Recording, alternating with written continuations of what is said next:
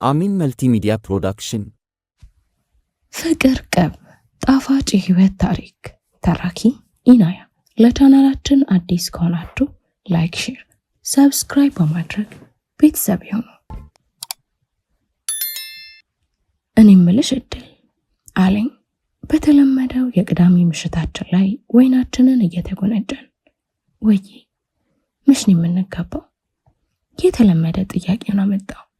እንደነስ አልኩት ለመደነስ ወስኜ ከቆምኩኝ በኋላ መቼም እምቢ አይለኝም ብዬ እሱም አላሳፈረኝም ተነሳ። እድል በዳንሳችን መሃል ፍቅር ሲሰራ በሚያወጣው ድምፅ ጠራኝ።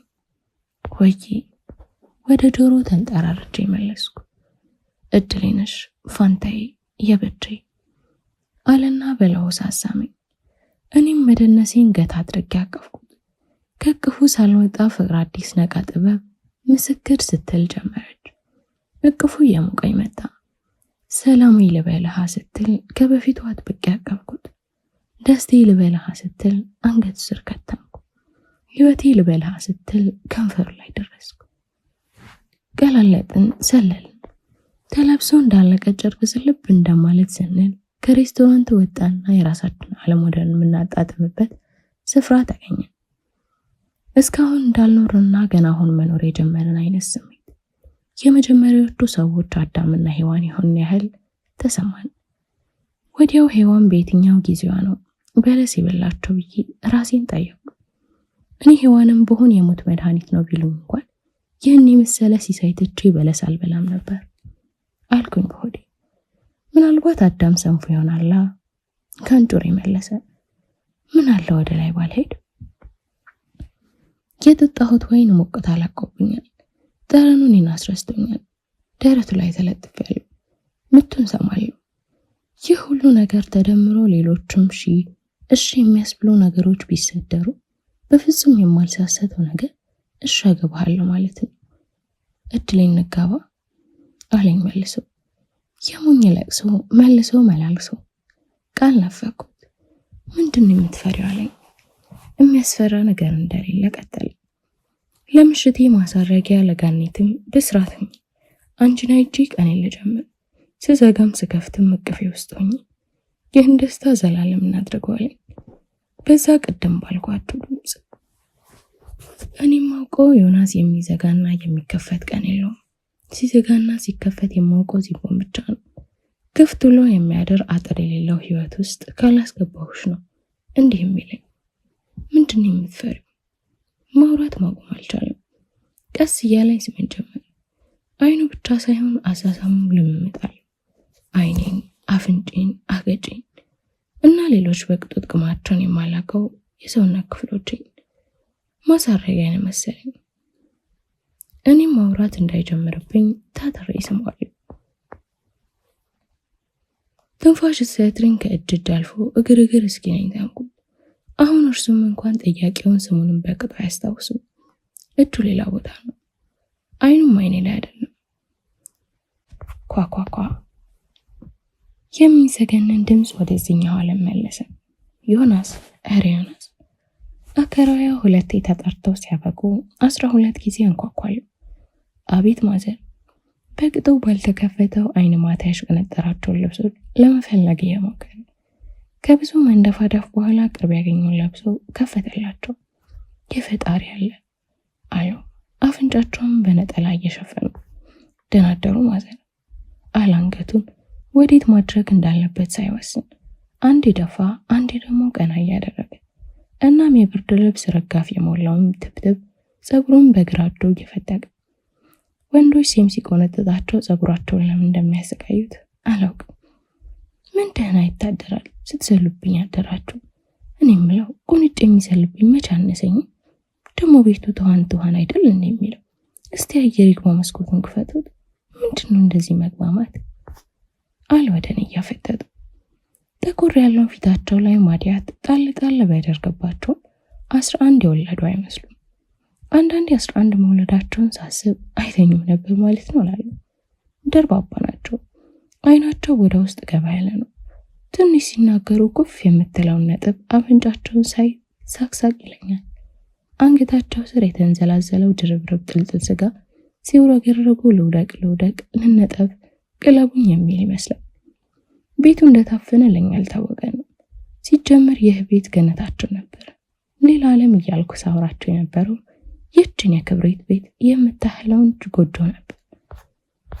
ግም ለግም አብርሃዝ ግም ኤዲያ ልፉ ሲላቸው እንጂ ሳይሉንም እያዘገምን አይደል። ቀጥል። እሺ ዮናስ፣ ይህ የአባትህ ቤት ነው እንደሚመስል? እስቲ እናትህን እመስላለሁ እንዴ? አሉት አይናቸውን ለማጉረጥረጥ እየሞከሩ። የተቀበረው አይናቸውን አውጣልኝ አይነት ትግል ሲታገሉት በቅጽበት በእንባ ሞላ። እረ ማዘር ደሞዝ ስላልገባ ነው፣ በቅርቡ ከፍላለሁ አለ።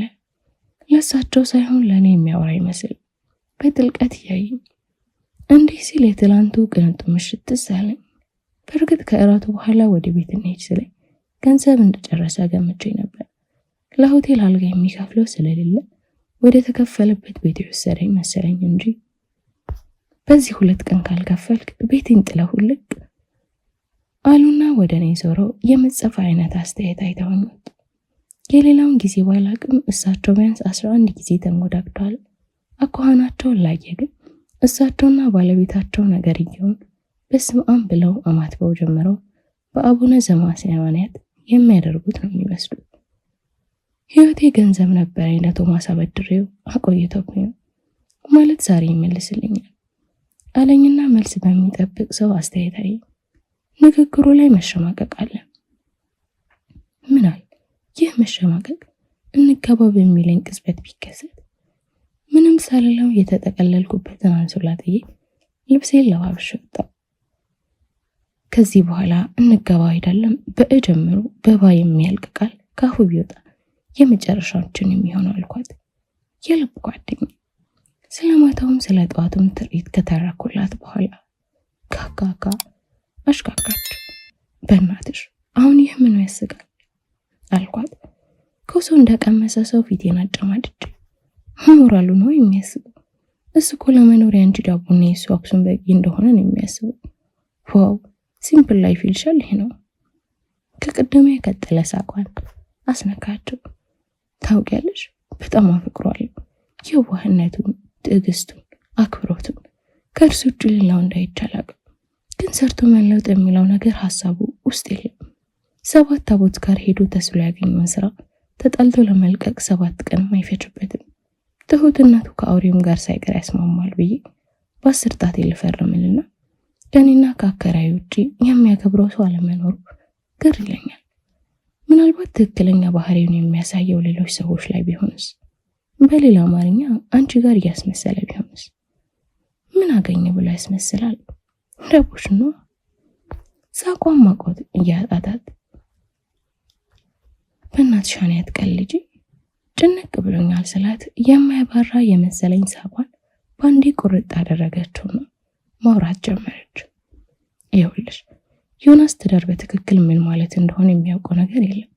ለምን ማግባት ትፈለክ ተብሎ ሲጠየቅ ውስጡ ቢመልስ ኖሮ መልሱ ያልጋ ላይ ቡጊ ቡጊን የመሰለ ምን አለ ያለ ገደብ እሱን ለማስነካት ነው ነበር የሚሆን። ግን የሚመልሰው አፉ ስለምወድሽ ስለማፈቅርሽ ማሬ ቅብርጥስ እያለ ይጠገርሻል። አይንሽን ክፈጂ። ከቃላቱ በላይ ድርጊት ነው ይሁን። ላንቺም ቢሆን በባዶ ሆድ ነጋ ጠባ መጨፈሩ ጥሩ አይደለም። ዩናው ኢነርጂ የሚባል ነገር አለ። የተለመደ ሳቋን አስከተለች። እኔ ውስጤ በጥያቄ መራወጥ ጀመረ። ስራ ላይ የሌለ ትዕግስት ለኔ ከየት መጣ? ለሌላ ሰው የሌለው አክብሮት ለኔ ከየት ተበተረከ? የሚበላው አቶ ጥርሱን የሚለምን ህፃን የሌለ ርህራሄ ለኔ ከወዴት አገኘ? በጥያቄ ታጨኩ። 3 ቀን ካልሞላው የልብ ኮርፊያ በኋላ የሉሲ እኩያ የሚመስል ካፌ ቀጠረ። ዛሬ ስለዚህ ግንኙነት በግልጽ ላወራው ነበር ሐሳቤ። እድል አይደለሁም። እድል ካልከኝ ይበቃል። ከዚህ አጠራሩ በኋላ ምን እንደሚከተል ስለማውቅ እየተጠነቀቅኩ ነው። በእኔ ቤት የፈራሁት አልቀረልኝም፣ ተጠቃኝ። ከእርሱ ሌላ ማየት እስከማልችል ድረስ ገረመኝ። ከዛም የምወድለትን አስተያየታኝ እጅን አጥብቆ ይዞ ወደ ራሱ ያስጠጋኝ። ቆሻሻ የያዝኩ መሰለኝ። ጎበዝ እድል እንዲህ ነው መጀገን ብዬ ራሴን አበረታታሁ። ቢያንስ እናውራ አይባልም? አኩርፌ ነበርኩ።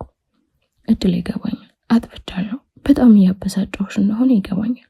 ግን እመኚኝ፣ እለወጣለሁ። በቅርቡ አንድ አሪፍ ስራ አግኝቻለሁ። እንደሚሳካ አልጠራጠርም። ከዛ እንጋባለን። እረ ጉድጓድ ግባ። በሆዴ ነው፣ በአፌ ምንም አልተነፈስኩም። ግን ምን አለ ትንሽ ራቅ ብለው ቢያወራ። የትንፋሹ ሙቀት እስኪሰማኝ ድረስ ተጠግቶኛል። ከአይኑ ግጭት እንዳልወድቅ እየተጠነቀቅኩ ነው። አፈቅርሻለሁ። ሌላውን እርሹ ካለኝ በኋላ ገጽን ገጽ ውስጥ አገኘው። አላስገደደኝም፣ ግን አስገድደኛል። ዝብርቅርቅ ያለ ስሜት ነው። ግራ መጋባት አለው፣ መወሰንም አለመወሰን። አዎ ከዚህ በኋላ በአፈቅርሻለሁ ድርግ ላለመቀጠል መወሰኔን ላውጅ ነበር አመጣጤ። በነበር ቀረ እንጂ። የሆነ አጠገባችን ያለ ሰው ጉሮሮን ሲጠራረግ ነው ከንፈሮቻችን ወደ የቦታቸው የተመለሱ። ከቅርብ ጊዜ ወዲህ ገና ስሙ ሲጠራ ያለ ግላካው ቁመቱ አይታወሰኝ። ከዛ ይልቅ የሚጎላብኝ የአክሱሙ ርዝመት ነው። ዘናጩ ዮናስ አእምሮ ውስጥ የለም። ዮናስ ሲባል ሰው ሁሉ የሚደነግጥለት መልኩና ጆሮ የሚጠልፈው ድምፁ ጭራሽ አይታወሰኝ። ከጠራው ቆዳው በላይ በላብ የተጠመቀ ሰውነቱ ነው የሚመጣልኝ። ከመወደለት ድምፁ በላይ አልጋ ላይ ስንጨፍር የሚያወራቸው ትርጉም የለሽ መዘላብዶችና ቅስቅሶች ናቸው ትውስቶች።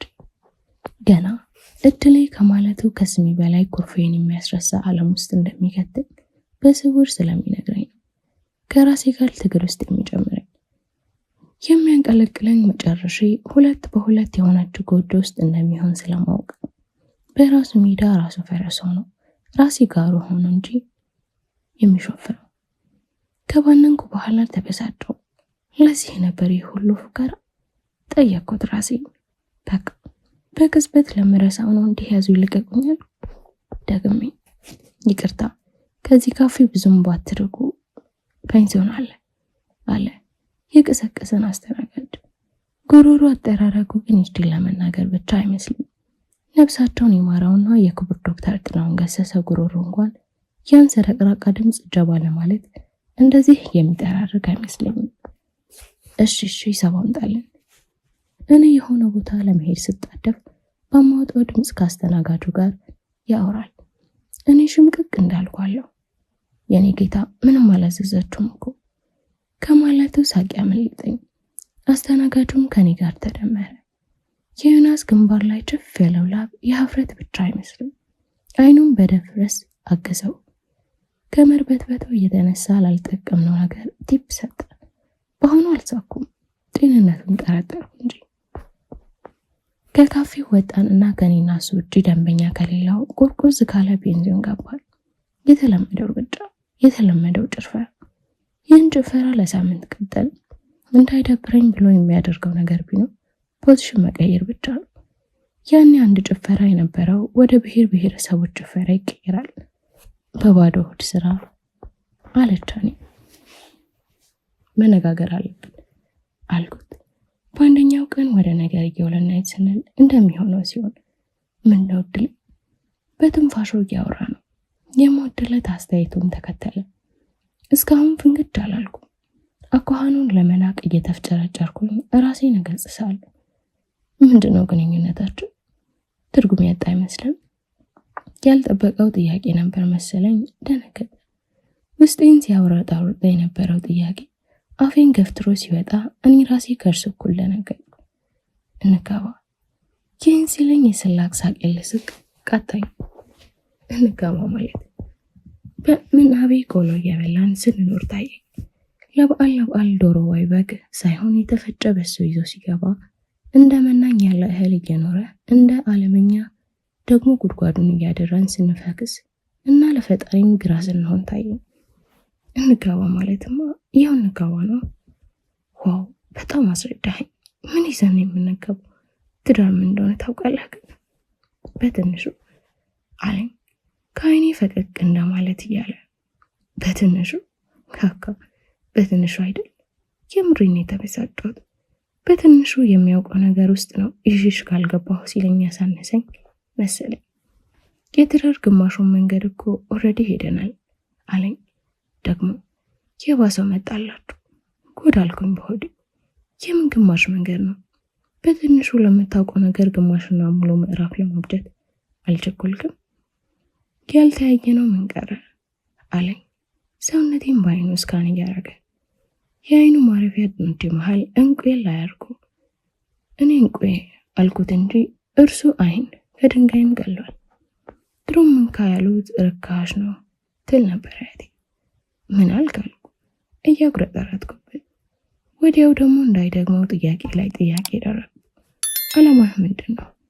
አንቺ ማግባት እኔ ማግባት ነው የህይወትህ የመጨረሻ ግን? እሺ ከዛስ? ነገስ? ለነገ ነገ ያውቃል አለኝ ፍርጣም ብሎ። በተንኩ። ምንም ባልሰሩበት ነገን ተስፋ ማድረግ ምን ይሉታል? ቆይ የዚህን ወና ጭንቅላት ባለቤት ነበር ሳፈቅር የኖርኩት። ቆይ ታፈቅረኛለህ? በጣም አለኝና ከሽፋሽፍቴ በላይ ላይኔ ቀረበ። ከዛ እንደ ድመት ይተሻሸኝ ጀመር። እድሌ በጣም አፈቅርሻለሁ እጅግ በጣም። ይህም ብሎ አፌን ወደሚዘጋበት አቅጣጫ እጁን ሰደደ። ሰውነቴ ፈጣሪ ስጠው ያለ ወትሮ በረዶ ሆነ። አታፈቅረኝ፣ የምታፈቅረው ይህንን ነው አሁን እያደረግ ያለውን ነገር ስለው ከመቅጽበት እጆቹን ከሰካበት ነቀለ። ማፍቀር ላንቺ ምንድን ነው? ማፍቀርማ ለምታፈቅረ ሰው። ጀምሬ ታውቁት። እየሰማሁሽ ነው ጨርሽልኝ እንጂ። ጀምሬ መተይን አስታወሰኝ። አልጨርሰውም። ይልቅ ማለት ያለበት ሌላ ነገር አለ። ምን? ትርጉም የሌለው ግንኙነታችን ማለት እድሌ እንለያያልሽኝ ነው መስሎ እንጂ ቀድሞም አንድ ላይ አልነበረም። እርማችን አንድ ቀን ብንነጋገር መግባባት አቅተው አንተ እንጋባ ትላለህ፣ ስሙኒ ሳይኖረን ቤተሰብ እንመስርት ትላለህ። ገንዘቡን ተውና በሞት የስራ ሞላል አብረን እንኖር ስትል ትንሽ አታፍርም? አልገባህም? አንተ ምንም አልገባህም። ላስረዳሽኩ አለኝ እጄን እንዳይመያዝ ብለው። ከተቀመጥኩበት ተነስቼ በጨርቅ የሞላሁት ቦርሴን ሳንጠለጥ ያልገባህን ምን ብለህ ልታስረዳኝ ነው? መልሱን ሳልጠብቅ የያዘኝ እጁ መንጭቄ ሄድኩ። ወንድ ልጅ ያስገደደ ሳይመስል ማስገደድ ይችልበታል። ጠንቀቅ በይ። በቀላሉ ጭንሽን የከፈትሽለት ወንድ ጭንሽ ከቤቱ በር ላይ ለይቶ ያየው ብዬ ታናሽ እህቴን የመከርኳት ምክርና ስሬን እያሰብኩኝ በሀሳብ ጭልጥ ብዬ ከሄድኩበት እረ ሂሳብ የሚል የረዳት ድምፅ አባነነኝ። 7 ቦታ እየተጣጠፈች ከአያቴ የተበደርኩትን 20 ብር ከፍዬ 5 ብር መልሴ ጋር ሀሳብ ሄደ። ትላልቅ ሰዎች ግን ለምን ብር ያለ ልክ እንደሚያጣጥፉ አላውቅም። ረዳቱን ፈጣሪ ስጠው ደጅ አላስጥነኝም። ወደ ቀደመው ነገር ተመለስኩ። ለእህቴ ሌላስ ምን አልኳት? ጭንቅላቴን የኋሊት ስልካው እሱም የተመላለሰውን ቃል በቃል ይዞልኝ መጣ።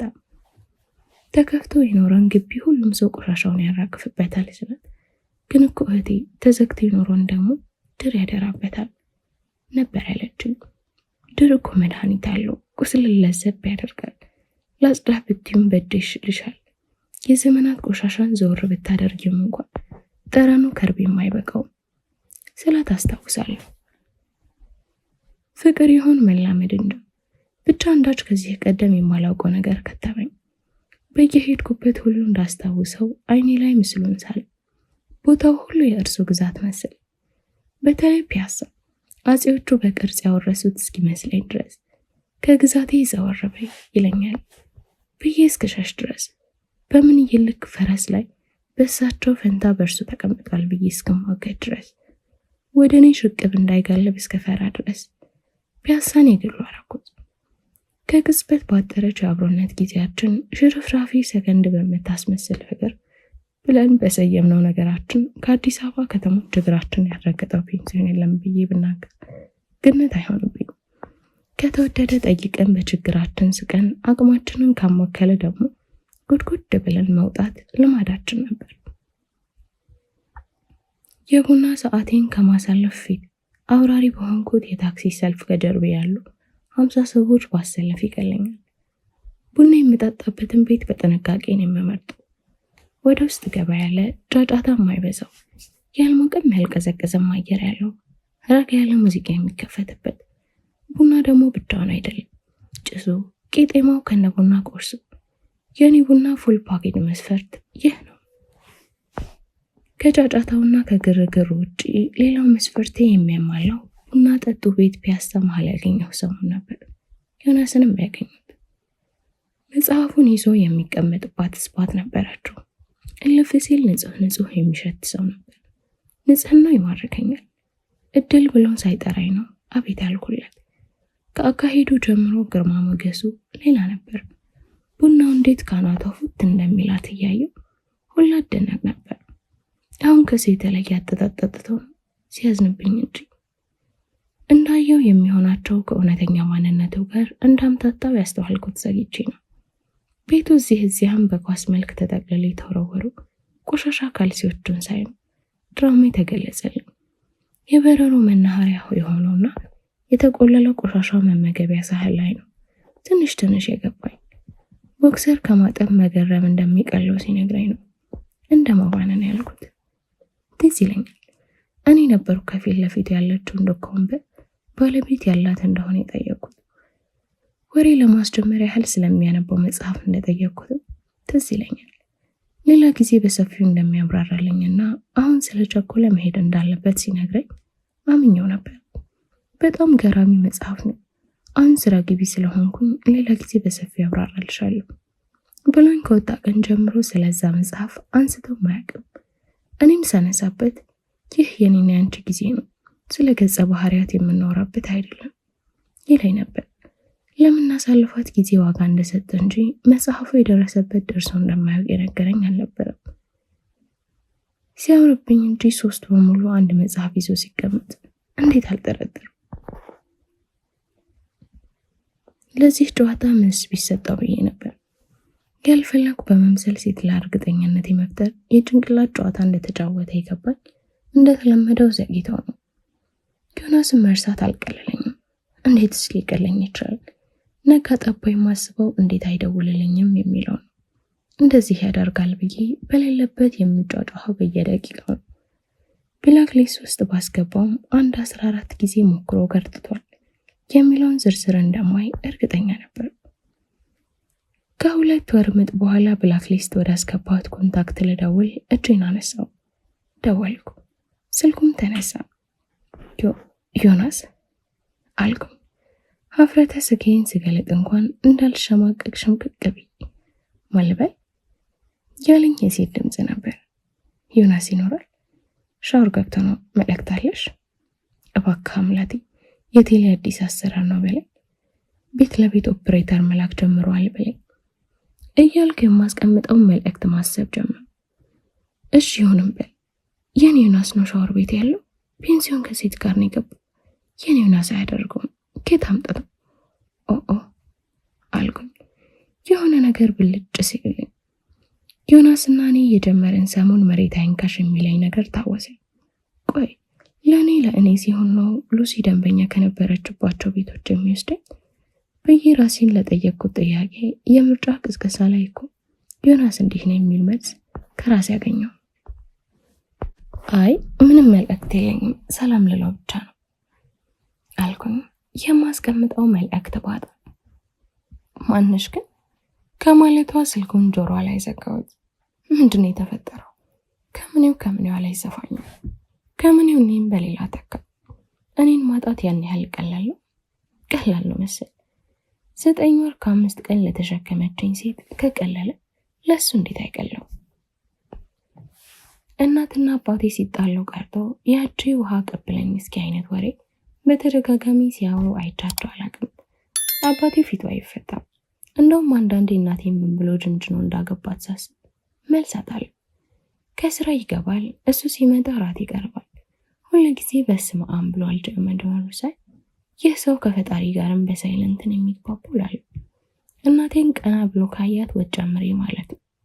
1-2 ለስለስ ያለ ሳል ካሰለ ውሃ አምጪ ነው። ሳያጎርሳት እንደጀመረ ሳያጎርሳት ይነሳል። አነሳሱ ደግሞ እሳት የሚል ጩኸት እንደሰማ አይነት ነው። እናቴ የምር አንጀቴን ታላውሰው ነበር። አይኗን ከሱ ላይ አትነቅንም ነበር። እናንተ አንዳንዴ ዝምታ ወርቅ አይደለም? ይህ የእድል ትምህርት ቤት ክፍያ ነው። ይህ የወር አስቤዛ፣ ይህ የመብራት ነው። በወር 1 ጊዜ የሚያደርገው ረጅም ንግግሩ ነበር። እንደ አስቤዛው ወር ሳይሞላኝ ያለቀ ሁሉም ነገር ጣሪያ ነካ። እናቴ ድምፁ ሲናፍቃት አስቤዛ ቶሎ ትጨርሳለች። አንዳንዴ ቆጥበሽ ተጠቀሚ ብሎ ይሰጣታል። አንዳንዴ ደግሞ ዝም እንዳለ ብር ጠረጴዛው ላይ ያስቀምጣል። ይህን ጊዜ እናቴ ጫማውን ትደብቃለች። እስካል ጫሜን አጣሁት ይላታል። ስሟን የሚጠራበት አጋጣሚ ሁሉ ላይ ያለ ቁልምጫ ሳይ ይህ ሰውዬ ፍቅር አለበት እላለሁ። ይህ አባትሽ የሚል ስሞታ ደርሶኝ አያውቅም። ዝም እንዳለ ታናሽ እህቴ ተወልዳ እግር አወጣች። እህቴ እግር ማውጣቷን ጠብቃ እናቴም እግር አወጣች። ብዙ ጥያቄ አሸክማን ደብዛዋን አጠፋች። ለወቀሳ እንኳን የሚሆን የተሽቆነጠረች ደቂቃ አልተወችልንም። የመጨረሻው ምሽታ ላይ እንኳን የመሄድ አዝማሚያ አላሳየችንም። እናቴ ከመሄዷ በፊት ጥድፊያ ያለበት ሙያ ስታስተምረኝ እንዴት አልጠረጠርኩም። ጠብቃ ነበር። አባቴ የሚወዳቸውን ምግቦች አጣፍጬ መስራት እስክጀምር ታግሳለች። ጠብቃ ነበር። እህቴ እግር እስክታወጣው በትዕግስት ትጠብቃለች። እህቴ ሁለተኛ እናት ናት ብላ እጇን አስይዛ መቼም እንደማልተዋት በስሟ ስታስምለኝ መጠርጠር ነበረብኝ አይደል? አልጠረጠርኩም። እህቴ ለመጀመሪያ ጊዜ የደብረ ብርሃን አረቄ እንደ ቀመሰ ሰው እየተንገዳገደች በእግሯ ስትሄድ አይታት ስቅስቅ ብላ ስታለቅስ እንዴት አልጠራጠርኩም? ጡጦ አስተጣጠብና አዘገጃጀት ከጥናት ሰዓት የቀንሳ ስታስጠናኝ እንዴት አላስተዋልኩም? በ10 ዓመቴ ስለ ወር አበባ ቁጭ አድርጋ ስታስረዳኝና እኔ ባልኖር እንደዚህ አድርጊ ብላ ሞዴስ አጠቃቀም ስታስተምረኝ እንዴት ዝግጅቱ አልተገለጸልኝም? የዓመት በዓል ዕለት ማልዳ ቤተክርስቲያን ስማ ትመጣ ነበር። ከእንቅልፋችን ስንነሳ ከቤተክርስቲያን ተመልሳ ሽንሽኗን ለብሳ ጉድ ጉድ ስትል ማየት ለምደናል። ቄጠማው፣ ቡናው፣ እጣኑ፣ የማን አለቦሽ ዲቦ ዘፈን እና እናቴ ናቸው ለእኔ በዓል ጠዋት ተውስቶቼ። በአሁነኛው ቀን በዓል ግን ቄጠማውን፣ ቡናውም፣ እጣኑም፣ የማን አለቦሽ ዲቦ ዘፈንም እናቴም አበሩብን። ስም ጭጭ እንዳለን እሷን ጥበቃ ያዝን። አባቴ ትሄድባቸዋለች ካላቸው ደብሮች ያልበረበረው አልነበረም። ቤተልሔሙ ሲቀረው ግቢው፣ ቤተ መቅደሱ የክርስትና ቤት ውስጥ ሳይቀር አገላብጦ ፈትሿል። የዘበኛ ቤትና መቃብር ስፍራም አልቀሩም። የአባቴ አይኖች ለመጀመሪያ ጊዜ ኤምባሲ ያረግዙ ያየሁት ያኔ ነው። አስካል መጣች ብሎ የጠየቀው እኔና አፍ ያልፈታችውን እህቴን ነበር። ደብሩን አዳርሶ ሲመለስ ቤት እንደሚያገኛት ጭላንጭል ተስፋ ነበረችው። እንዳልተመለሰች ሲያውቅ እንዴት አንገቱን ደፍቶ እንደተንቀሰቀሰ ሳስታውስ አሁን ድረስ እንቤ መቆጣጠር ያቅተኛል። እናቴ አንጀቴን ከምታላውሰው በላይ ሆዴ ተገለባበጠለት። እሷ ከሄደችበት ቀን ጀምሮ የአባቴ ድምፅ ያለ ገደብ እንሰማው ጀመር። ዝምታው የሸኛት መለገሙ ያስኮበለላት እንደመሰለው ለማወቅ ጊዜ አልፈጀብንም። በሚያሳብቅ ሁኔታ ማውራትኛን ማጫወት ጀመረ። አንድም አለመኖሯ እስኪያጎለን እየተጠቀጠቀ ደግሞ የሚያስኮበለላት ዝምታው እኛ ልጆቹንም እንዳያሳጣው የሰጋ መሰለኝ። እናቴ ጥላን ሄዳለች። ምክንያቷ ምንም ይሁን ምን ውጤቱ መሄዷ ነው። እንደኔ እኛን መተው ባይቀላት እግሯን አታነሳም ነበር። ብዙ የማላውቃቸው ነገሮች መሄድ ቀኗን እንዳወሰኑላት ግልጽ። ምናልባት ብዙ መከፋት፣ ውጤቱ ግን ጥሎ መሄድ ነው። ምናልባት ብዙ እንባ፣ ውጤቱ ግን አሁንም መሄድ ነው። ምክንያት ከቅጣት ቢያድን አዳምና ሔዋን ከገነት አይባረሩም ነበር አይደል? እንደዛ የእናቴ ምክንያት ምንም ይሁን ምንም ከልቤ አለማባረር አላዳናትም። እናቴ ጥላኝ ሄዳለች። ከማህፀኗ ያወጣችኝ ጥላኝ ከሄደች ማህፀን የማይመረጥ አክሱምን ተሸክሞ የሚይዘው ዮናስ መሄዱ ምን ይገርማል። 1 2 እያለ ወራትን ቆጠርኩ። የእናቴ የውሃ ሽታ መሆን ለመጀመሪያ ጊዜ ጠቀመኝ። ሰው ሲርቀኝ ሳይሆን ሲቀርበኝ የምደነግጥ አይነት ሰው አረገኝ። ነካክቶ ሂድ ብረር የሚለው በበዛበት ዘመን የእናቴ መሄድ በማንም መሄድ እንዳልደነግጥ አረገኝ። በዚህ በኩል ደግሞ የአዲስ አበባ ስፋት ጠቀመኝ። ከዮናስ ጋር በአጋጣሚ እንኳን ተገናኝተን አናውቅም። ግዛቱ የመሰሉኝ ሰፈሮችም ቀስ በቀስ ዮናስ መሽተታቸውን ቀነሱ። ከእርሱ ጋር የማሳልፋት ቅዳሜ ለአባቴ ቡና በማፍላት ማሳለፍ ጀመርኩ። የእርሷ አፈቅርሻለሁ ትርክት በአባቴ እውነተኛ ምርቃት ተተካ። ከሃኒ ጋር በትርፍ ጊዜያችን ብቻ ሳይሆን እንዲሁ ገርበብ ባለ ጊዜያችን መገናኘት የበፊት ልምዳችን ነው። ምሳ ሰዓት አብሮ መብላት አሊያም ከስራ ስንወጣ አብረን መሄዱ 10 ፍቅረኛ እንኳን ብንይዝ የማይቀየር ህጋችን ነው። ዮናስ የውሃ ሽታ ከሆነ በኋላ ደግሞ ብዙብናል። እንዳልኳችሁ ነው፣ ባገኘናት ሽንቁር መገናኘት ለምደናል። አንዱ ሽንቁር ደግሞ ምሳ ሰዓት ነው። የዛሬው ሽንቁራችን ላይ ድንኳን ሰባሪ እንደነበር ያወቅኩት ከደረስኩ በኋላ። ሃኒ ከሆነ ሰው ጋር ናት፣ መክበብ እባላለሁ ብሎ እጁን ለትውውቅ ከተረጋበት ቀን ጀምሮ የሆነ ነገሩ ውስጥ ይቀርባል። እንደተነገረኝ ከሆነ መክበብ እሳት የላሰ ጠበቃ ነው።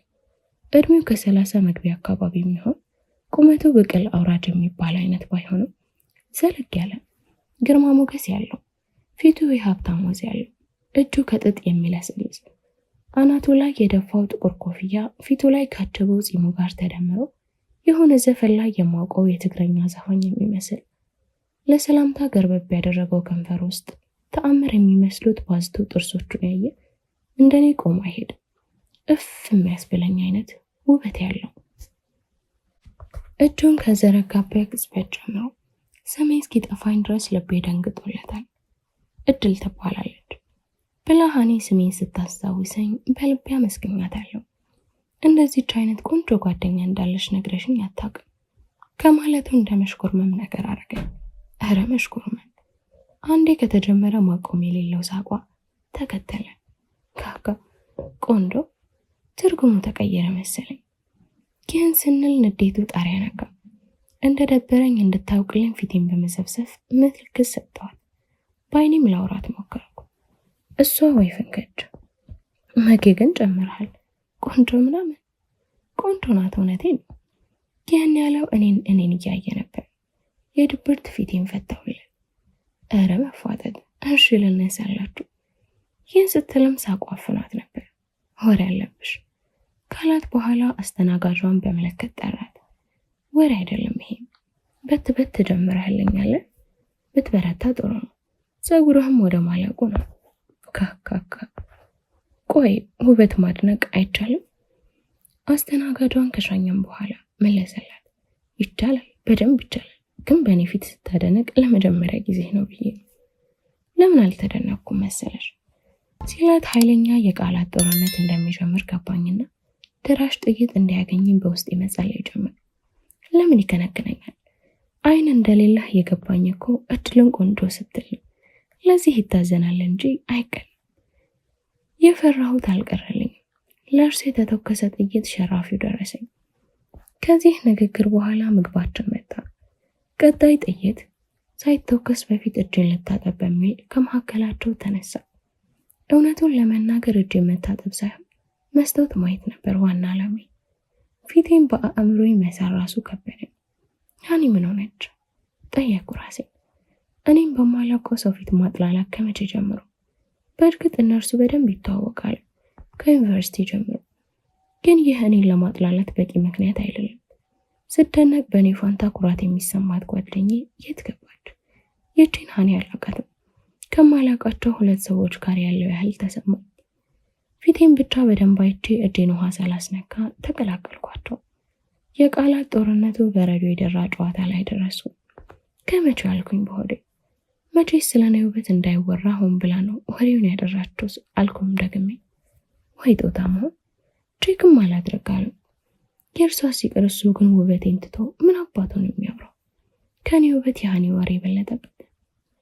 እሺ ቢያንስ ምግቡን ደጅ አታስጠኑት አልኩ። አምልጦኝ ማለት ቢያንስ ምን አመጣ? አንቺን ደጅ አስጠናንሽ እንዴ? ሃኒ ናት። አሁን በደንብ ገባኝ። የጥይቷ ኢላማ በትክክል እኔ እንደነበር። እየተፈጠረ ያለው ነገር ጭራሽ ሀገር የማይሰጥበት እንቆቅልሽ ሆነብኝ። አይ እንደዛ ማለት ብዬ ሳይሆን ከበረዳ ያስበላም ብዬ ነው። ልክ ነሽ፣ እጄን ታጥቤ ልምጣ አለ ባለኮፍያው። ይህን አጋጣሚ ከሃኒ ጋር ለማውራት ልጠቀምባት እያሰብኩ ጠብቀኝ መኪም እኔም እመጣለሁ ስትልቀቅ ጥያቄ የሸሸች እንደሆነ ፍንተው አለልኝ። ከምንም የማልቆርጥበት ቦታ ላይ የተቀመጠች አሻንጉሊት የሆንኩኝ መሰለኝ።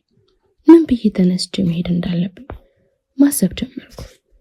ብዙም አልቆየም፣ እያሽካኩ መጡ። ምንድን ነው ይሉ ሳቅ? ንገሩኝና እኔም ልሳቅ አልኩኝ፣ ልቀላቅላቸው በማሰብ። አሽካካች። ሳቅልኝ አላልኳትም አይደል? በቃ ይህን ጊዜ ባለኮፍያው አብሯት አልሳቀም። ምን ትዝ እንዳለኝ ታውቃለህ? አሁንም ወሬው ላይ የለሁበትም። ምን ትዝ አለሽ አያልቅብሽ? ምናልባት ስለ ግቢ ትውስታቸው ልታወራ ነው ብዬ ባልጠራም ሎሌ ቀላወጥኩ። ድሮ ታች ክላስ ስንስቅ አስተማሪዎቻችን ነገሩና እኛ ምንስቃ የሚሏት ነገር ያማታል እንዴ? አሁን ይህ ከእርሱ ጋር ሊታወስ የሚገባው ወይስ ከኔ ጋር? እንዳልኳቸው ነው። ይህችን ሀኒን አላውቃትም። የማይናገረውን መብላት ጀመርኩ። እንደ ትላንት ትዝ ይለኛል። 8ኛ ክፍል ነበር። ከስፖርት ክፍለ ጊዜ መልስ ምሳቄ መማሪያ ጠረጴዛ ላይ በግላጭ ተቀምጧል። እየተንደረደርኩ ሄጄ ሳነሳው ገለባ ሆነብኝ። ፈራ ተባ እያልኩኝ ስከፍተው በግዢ እንጀራና በአባቴ ምስር ያሸበረቀች ምሳዬን ሌጣ ሆነች። ድንጋጤን ሳስታውሰው ምግብ የተበላብኝ ሳይሆን የአባቴ መርዶ የተረዳው ነበር የምመስለው። ደንግጬ ብቻ ብተውም መልካም ነበር። ጡጦ እንደተቀማ ሕፃን እሪ ብዬ አለቀሱ። ያኔ ነው ሀኒ ወደ ህይወት የገባችው። የበላብኝን ልጅ ፈለጋ ለማግኘት የፈጀባት እረፍት ሰዓት ብቻ ነበር። ፊት ለፊት ያምጥታ እንደ እባብ ስትከተክተው ፊት ላይ የነበረውን ደስታ አስታውሳለሁ። ያን ዕለት ምሳቃዋን አጋርተን ጓደኝነታችንን ሀ ብለን ጀመርን። ጓደኛሞች እንሆን ሳንባባል ጓደኛሞች ሆንን። እንዴት ብለን እንደተግባባን ምን ሰዓት ነፍሶቻችን እንደተሰረሰሩ ሁለታችንም አናውቅም። ዛሬ ፊት ለፊት የተቀምጣ አፋፌን የምትለኝ ሴት ግርድፍድፍ ቃሌን አቃንታ የምታስገባልኝ ገበና ከታቼ ጓደኛዬ እንደሆነች ማሰብ ከበደ። ከይዛለ እንዴ አለሻው አፈራው። ደስ አለኝ። ጉዳይ ቢኖራትስ ገና ጸጉር ይኖረው አይኖረው ላላወቅኩት ወንድ እናት ናት ማለት አለበት። ደግሞ የማላውቀው ጉዳይ ከመጀመሩ በአንድ ትሪ የቀረበልን ቋንጣ ፍርፍርና ዶሮ ቀና ሳለን መብላት ጀመርኩ። እኔና ሀኒ ስንበላ እንተያይም። ምግብና ጓደኝነት ይለያያል ማለት አንጎራረስም። ይችን ያዙልኝ አንጎራረስም። መኬ ግን ይህ ወስፋታምነትህ መች ነው የሚለቅ ካለች በኋላ እብድ የሚያህል ጎርሻ ወደ አፉ ሰደደች። ሁለቱ ጉንጮቹ እንደፊኛ ተነፍተው ጥርሷ ልታዘዝ ያለው ይመስል ለሰከንዶች ከቆየ በኋላ ነው ተንፈስ ያለው። ጉርሳ ሳይሆን የግድያ ሙከራም ይመስል ነበር። ሀኒ በቃ ካላጎረስሽ አይሆንልሽማ አለ ጉርሻውን በውሃ ለቃልቆ ከዋጠ በኋላ። ይህን ጊዜ ከኔ ጋር ያለችው ሀኒና እሱ ጋር ያለችው ሀኒ የተለያዩ ሰዎች እንደሆኑ ተገለጠል። ርቀትሽን ጠብቂ እድል አልኩኝ በሆዴ። አይኗ ካንተ ላይ አይነቀልም። እንስፍስፍ ብላን የምታይህ አውቃለሁ። ሰው ሲያፍቅር ምን እንደሚሆን በተለይ ሴት ስታፈቅር። የሀኒ አስተያየትና አኳኋን አሌክስ አብርሃም መጽሐፍ ላይ ያነበብኳት ጽሑፍ አስታውሰኝ። አይኗ ፍቅር አለበት። ድርጊቱ የተጠና ባይሆንም እንከን አልባ ለማድረግ እንደለፋችበት ያስታውቃል። በየመሃሉ መታጠቢያ ቤት እየሄደች የምታረጥበው ከንፈሯና መላ የምትለው ጸጉሯ ላይ ሳይቀር ፍቅር አለ። እኔ ሳውቃት እጇን አነባብራ ጥፍሯን የምትሰለትለው አስተማሪ መልስ ይጠይቃል ብቻ ነበር። ጭንቀት ከእግር እስከ ራሷ የሚወራት ትንፋሽ የሚያጥራት ፕሬዘንቴሽን ላይ ነበር። የተቆራረጠ ድምፅ ከተገለጠ ቅናት ጋር ያየሁት ዛሬ ነው። አሁን 10 ፍቅረኞች ብንይዝ አይቀየርም ያልኳቸው የአብሮነት ጊዜያችን የጣሰው አንዱ መክብብ ነው። ከማውቃቸው የተፈቀደለት እርሱ ብቻ ነው። በህይወት የምጠላው ነገር ቢኖር በወንድ ምክንያት ከሴት ጓደኛ ጋር መናቆር ነው። ለምን ጥርግ አይልም? ጓደኝነት ይበልጣል ያለችኝ በቅርቡ ነበር። እድሌ ስለ ዩኒ አጫውችኝ እስኪ። እንዴት ሆናችሁ? ብታይ መኬ እንዴት ደስ የሚሉ ጥንዶች መሰሉ ስትል በንዴት አፍንጬ ራሱ ቀላ። በዮናስ ጉዳይ አይኔን ያስከፈተችኝ ሀኒ ናት። ይህች እንዳልኳችሁ ይችን ሀኒ አላቃትም። በጀርመኛ ፍቅር አላት አይንህን አንሳ ማለቷ ነው። ሀኒ በወንድ ፊት ፒክሜ ጨዋታ ስትጮት ሳይ ለመጀመሪያ ጊዜ ነው። ለድርጊቷ እንዴት ያለ ምላሽ እንደምሰጥም አላውቅም። አኳኋና ያልሆነ እልህ ውስጥ እንዳይከተኝ እየፈራው በደፈናው ደህና ነን ብቻ አልኳት። ይህ ቅዳሜን ጠብቆ ካላስወጣሁሽ የሚለው ልጅ አለ ስትለኝ ንዴቴ ጸጉሯ እንዳያስጨነጭረኝ እየተጠነቀቅኩ ደረቅ ፈገግታ አየኋት። ምን ነካሽ ሀኒ መሆኑ ነው። በእርግጥ የሆነ ነገሬ የእሷን ጉድ ለምን አታፍረጠረጭውም ሲለኝ ነበር። የሆነ ነገሬ ደግሞ እንዲያከረክሽማ እሷን አሁን ሸረፍሽው ሲለኝ ተውኩት እንጂ። ወንድ ልጅ የተያዘችን ሴት መጠጋት ላይ እምብዛም ነው። ልቧ ሙጫ እንደሆነ ያውቃል። ድንግልናሽን የሚፈልገው ትግል አምሮት ብቻ አይምሰልሽ። አብዛኛዋ ሴት ልቧን ከተኛችው ወንድ ጋር ተጣብቃለች። እዚያም ጋር የተበታተነ ልብ ረጋፊው ከውስጥ አይገባም አለ አይደል? ብዙ እጅ የነኩ አበባ መዓዛው እስከዚህም ነው ያለችኝ እሷ ነበረች። ከጅምሩ እኔ በመምጣቴ የተቆጨች ትመስላለች። እውነቱን ለመናገር መክበብ ልቧ እንደገደለው ለማወቅ ደቂቆች አልፈጁብኝም። ቀድማ ብታሳውቀኝ እንደ ሉጥ ዘመን ዘር ሊጠፋ ሆኖ አንድ ያንጠለጠለ እርሱ ብቻ ቢቀር በእንጨት አልነካውም ነበር። የተጠቀመችው ግን ተቃራኒውን ነበር። እኔም በሱ ፊት እፍኝ ማሳከል። በፊቱ ልታሳነሰኝ ስትሞክር ፍላጎቴን አለ። ውበቱ ባሳነሰችኝ ቁጥር ጎላ። መላጣ ይሁን በራ ያልታወቀ አናቱ ሚዶ የተሰካበት ጎፈር መስሎ ታየ። ትናንት ከፋም ለማም እንደ ጠዋት የምወደው ነገር የለም። ሊነጋጋ ሲል ሰማዩ የሚይዘውን ከለር ወደዋለሁ። የሆነ ፖዚቲቭ ኢነርጂ ውስጥ ይክትት ይላል። ለቀኑ የሚሆነኝን ብርታት የሚሰንቀው ጠዋት ላይ ነው። መስኮቴን ገርበብ አድርጌ ወደ ውጭ እያየው ነበር። ስልኬ ነዘረኝ። የማላውቀው ቁጥር ነው። ሰሞኑን በማላውቀው ቁጥር እየደወለ አበሮነሽ አይደል? ተይ እንደዚህ አታዋጣም፣ ወደ ቤትሽ ተመለሽ የሚለኝ ሰውዬ ትዝ ብሎኝ ስልኬን ናኩት። ደሞ ጠራ። ስልኬን በሆዱ አስተኛሁት። ሰለሰ። አበሩ አይደለሁም አንተ ሰውዬ፣ በምን አይነት ቋንቋ ብነግርህን የሚገባ ከማለት የሞቅ ያለ ፈገግታ ከስልክ ወጣ። አውቃለሁ እድል ያለኝ መክበብ ነበር። እንደ ማፈር ያለ ፈገግታ አስከትዬ ሰላምታ ሰጠሁት። ቁጥሬን ሀኒ እንካ እንደማትለው ግልጽ ነው። እረ እንደውም የሚጠይቃትም አይመስለኝም። ብቻ ከየትም ያምጣው፣ ዋናው ቁም ነገሩ መደወሉ ላይ ነው።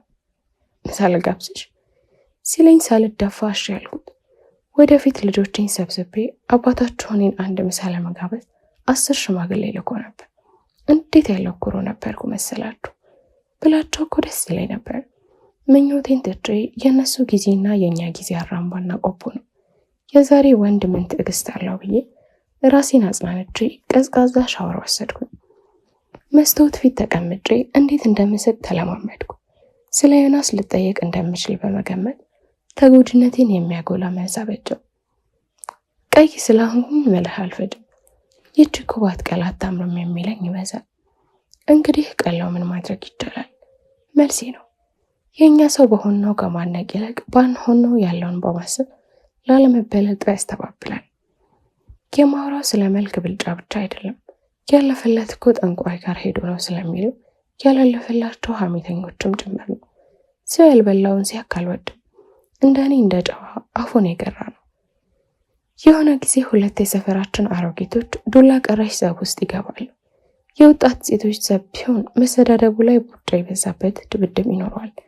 የአሮጊት ጸብ ግን ከመሰዳደቡ ያልፍና በቡጫው ፋንታ ሰነድስ እየተማዘዙ መካሰስ ይበዛዋል። የእነዚህ አሮጊቶች ጸብ ላይም ሳይታሰብ ሰነድ ወጣ። አንቺ ጠንቋይ ካዳሚ ሲሉ አንደኛው፣ ስግ ወራዳ ራስሽ አይደለሽ አንቀልቅለሽ ወሰድሽ ይላሉ ሌላኛዋ። አልፎ ነገ የሚባል ቀን አፈር እስኪገቡ ድረስ ሁለቱ በሰው አፍ ተላመጡ። ምሳ ሰዓት እንደ ዛሬ የራቀበትን ቀን አላስታውስም። መስታወት ፊት እንደተሰየምኩኝ አባቴ ታናሽ እህቴን ያጮላጠፊ ከሳሎን አልፎ መኝታ ቤት ድረስ ተሰማኝ።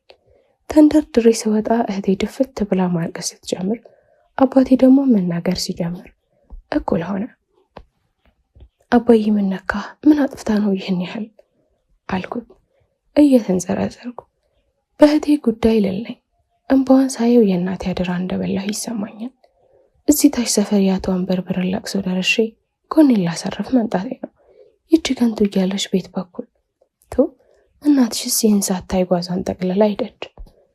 አባቴን ቅዱን ለመንገር ማገዶ እንደሚፈጅ ሲገባኝ አረጋግቼ እህቴን ይዤ መኝታ ቤት ገባሁ። ምንድነው ያጠፋሽው ጠየቅኩኝ። ምንም አላጠፋውም። እያየሁት የነበረው ድራማ አልቆ ሌላ ጣቢያ ላይ ከመቀየሬ አባዬ ገባ። ጣቢያው ላይ ማስታወቂያ ነበር። ከማስታወቂያ በኋላ የጀመረው የፍቅር ፊልም ነበር። ጥንዶቹ ተሳሳሙ ደርሰው ሪሞቱን አናቴ ላይ ወረወሩ። በእውነት እህቴን መሳሰም ያለበት ፊልም አልመሰለኝም ነበር። ይቅርታ ብላኝ በረጅሙ ተናፈጠች።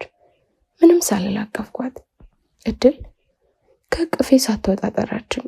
ወይ እናቴ የት ነው ሄደችው? የሚተናነቀኝ እንባ አደብ ለማስገዛት እየተጣጣርኩ ሞታለች። ሁሉም ወደማይቀርበት ነው ሄደችው አልኳት። የሞተ ሰው ጓዙን ጠቅልሎ ነው እንደሚሄደው? ሌላ ጥያቄ። እዚህ ጋር ማቆም እንዳለብኝ ተሰማኝና እንደ ማንኛውም ታላቅ ስታድጊ እነግርሻለሁ ብዬ መልስ ከሌለው ጥያቄዋ ለዛሬ ተረፍኩ።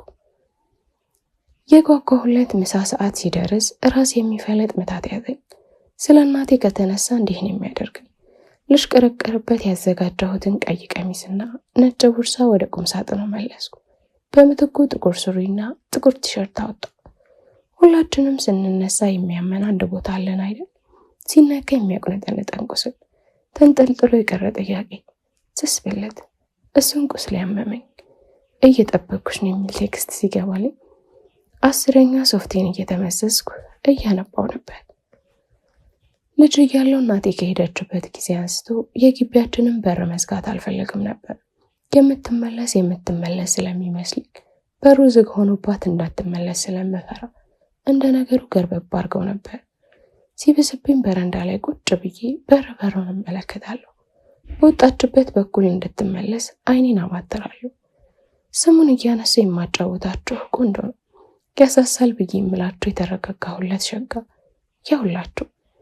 የአስቴር ድምፅ ከጎናችን ካለው ሙዚቃ ቤት ይወጣል። ብቻዬን ስቅስቅ ብዬ አለቅሳለሁ። አስቴር አወቀ ብቻዬን የምትለው እናቷም ሄዳባት ይሆናል ብዬ ስለማስብ ታሳዝነኛለች። መቼም እናቷ ጥላት ካልሄደች ለአንድ ጎረምሳ ውበት በዚህ ልክ አታቀነቅንም ብዬ አብሬያት ብቻዬን እላለሁ። የስልኬ ንዝረት፣ የአስቴር ሙዚቃ፣ የመክብብ ድምፅ፣ የሃኒሳ የዮናስ አካሄድ፣ የእናቴ ጠረን አእምሮ የሚገባበት አጣ። ያዘጋጀሁትን ጥቁር ልብስ ለበስኩ። ጥቁር ጫማና ጥቁር ሻርፕ ማክጌበት አመሻሽ ላይ ወጣሁ። ከጨለማው ጋር ተመሳሰሉ። ፊቴ ባይቀላ ኖረቴ እስኪያስታውቅ ድረስ ድብን ብያለሁ። ካለሁበት በጣም ርቄ መሄድ ፈለግኩ። ሩቅ ውሰደኝ የሚል ቀጭን ትዕዛዝ የሰጠሁት የራይድ ሾፌር በተባለው መሰረት ይርቃል እስካለው ድረስ እየነዳ ነው። በምፈልገው ፍጥነት ግን እየሄድን አይደለም። የኋላ ታሪኩ ዘለው እንደሚያንቆ ሰው 10 ጊዜ ፍጠንልኝ እያልኩት ነው። እሱ እቴ ልሻገር ብሎ የሚወላውልን ሰው ሳይቀር ቆም ብሎ ሊያማክር ይዳደዋል። ሰረቅ እያደረገ ያስጀመረውን ሰዓት መቁጠሪያ እያየ አካሄዱን ይገመግማል። መራቅ አርቄሻለሁ። የት ነው ግን መውረድ የምትፈልጊው? የት ልውሰድሽ? መቃብር ቦታ ውሰደኝ ስለው ተንደርድሮ ፍሬኑን ነው ያዘው። ከዚህ በላይ መሄድ አልችልም፣ መመለሻ ንዳድ የለኝም፣ እባክሽ ውረጅ የኔ እህት አለኝ። ፍራቻ በቀላቀለ አክብሮት። ወደ ሰማይ ቤት ለመሄድ መሳፈሪያ ቢኖረው ልከፍለው የምችለውን ገንዘብ አስረክቤ ወረድኩ። እንዳወረድኩ መኪናውን አዝሮ ቀደም ባልነበረው ፍጥነት ነዳ። ሾፌሩ የጣለኝን ቦታ ስቃኘው። አካባቢው ግርግር የማይበዛበት ሰው አልፎ ያለበት ነው። ከምሽቱ 1 ሰዓት ተኩል ይላል። መብራት አልፎ ያለበት ቦታ ጋር ተጠግቼ ስለ አካባቢው የምጠይቀውን ሰው መርጣ ገባው። አንድ ከኑሮ የሚከብድ ፊት ያላቸው አዛውንት አስቆሜ የት ነው ያለሁት አልኳቸው። አፍዝዘውሽ ነው የኔ እናት፣ አፍዝዘውሽ እዚህ ጥለውሽ ነው አሉኝ እንስፍሰፍ ባለ ድምፅ።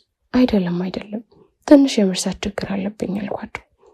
ምስኪን ፊት እያሳየኋቸው ያለሁበትን ካሳወቁኝ በኋላ ጥያቄ ደገምኩ። እዚህ አካባቢ የመቃብር ስፍራ የለም? መልስ አልሰጡኝም። 2 እግር ሳይሆን 4 እግር እንዳለው ተሽከርካሪ ብን ብለው ከአካባቢው ጠፉ። ለሰዓታት ሲነዝረኝ የነበረው ስልኬ አሁን አደቡን ገዝቷል። በተደጋጋሚ መክበብ እየደወለልኝ እንደነበር አስታውሳለሁ። ምሳ ሰዓት የተቀጣጠርንበት ቦታ ተሰይሞ እየጠበቀኝ እንደሆነ በጽሁፍ መልእክት አሳውቆኛል። መልስ አልሰጠሁትም። ደጋግሞ ደውሎልኛል፣ አላነሳሁለትም። ቀርተሽ ነው ወይ ብሎ ጠይቆኛል። ቀረሁም መጣሁም አላልኩም። ደህና ነሽ ወይ ብሎኝ ነበር። እንዲህም ነኝ እንዲያም ነኝ አላልኩትም። አሪ ኦኬ የሚል 6ኛ መልእክት ገባልኝ። ደወልኩለት። ደህና ነሽ ነበር ያለኝ። ስልኩን ከማንሳቱ ድምፄ መቆራረጥ ጀመረ።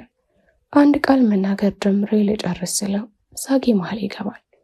ጥርሴን ከገለጥኩበት ይልቅ እምቤን ያሳየሁበትን መልቀቅ ይተናነቀኛል።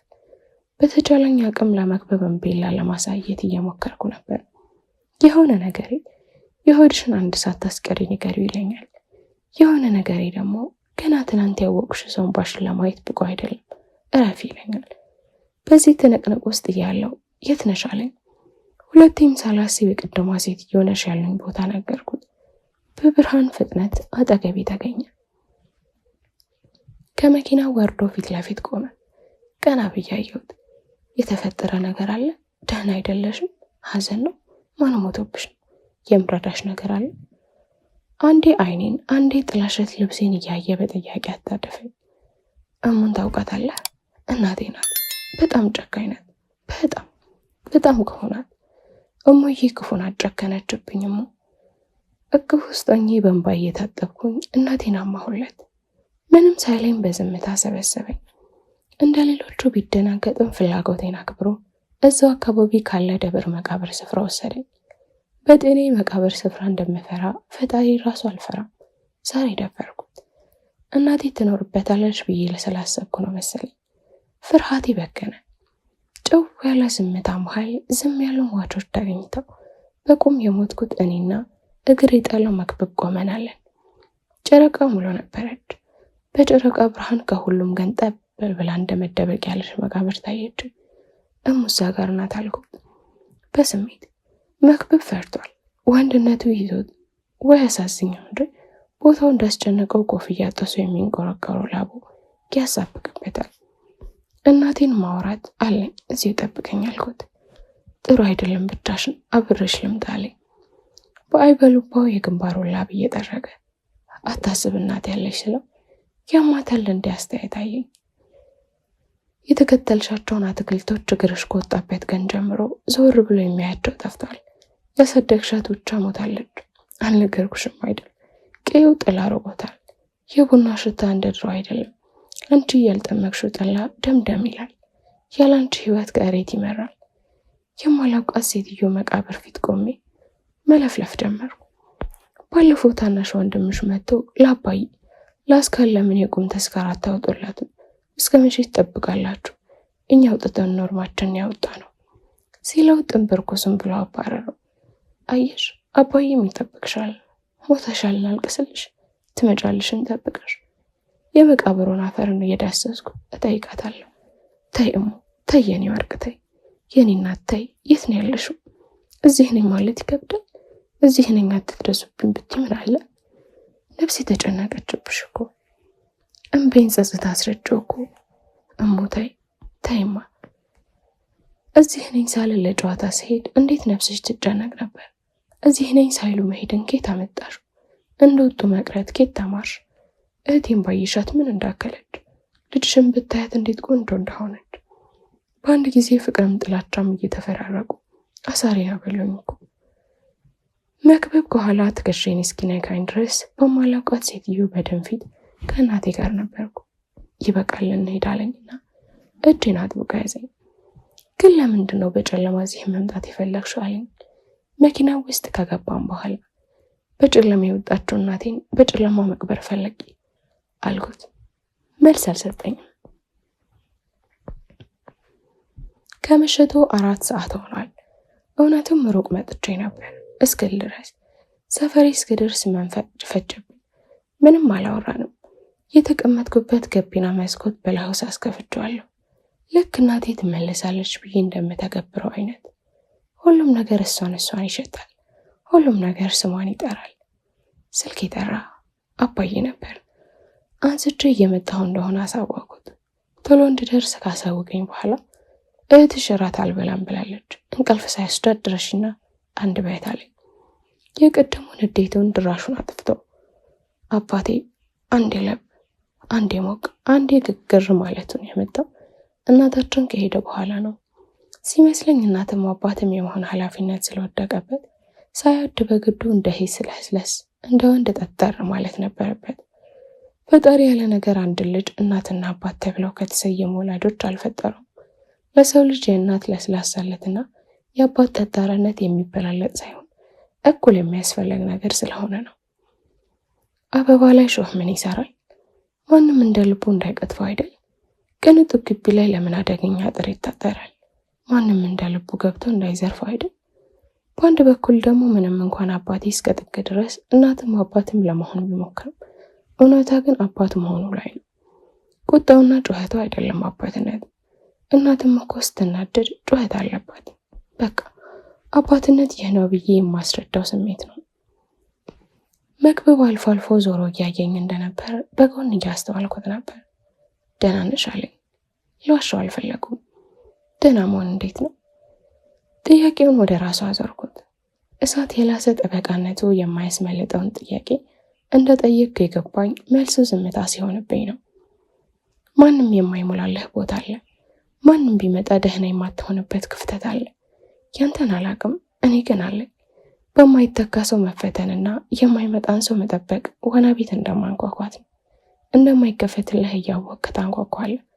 ምናልባት እጅህ እስኪላጥ ድረስ ልብህ ይታክተዋል፣ ግን በቃኝ አትልም። እመጣለሁም አትልም።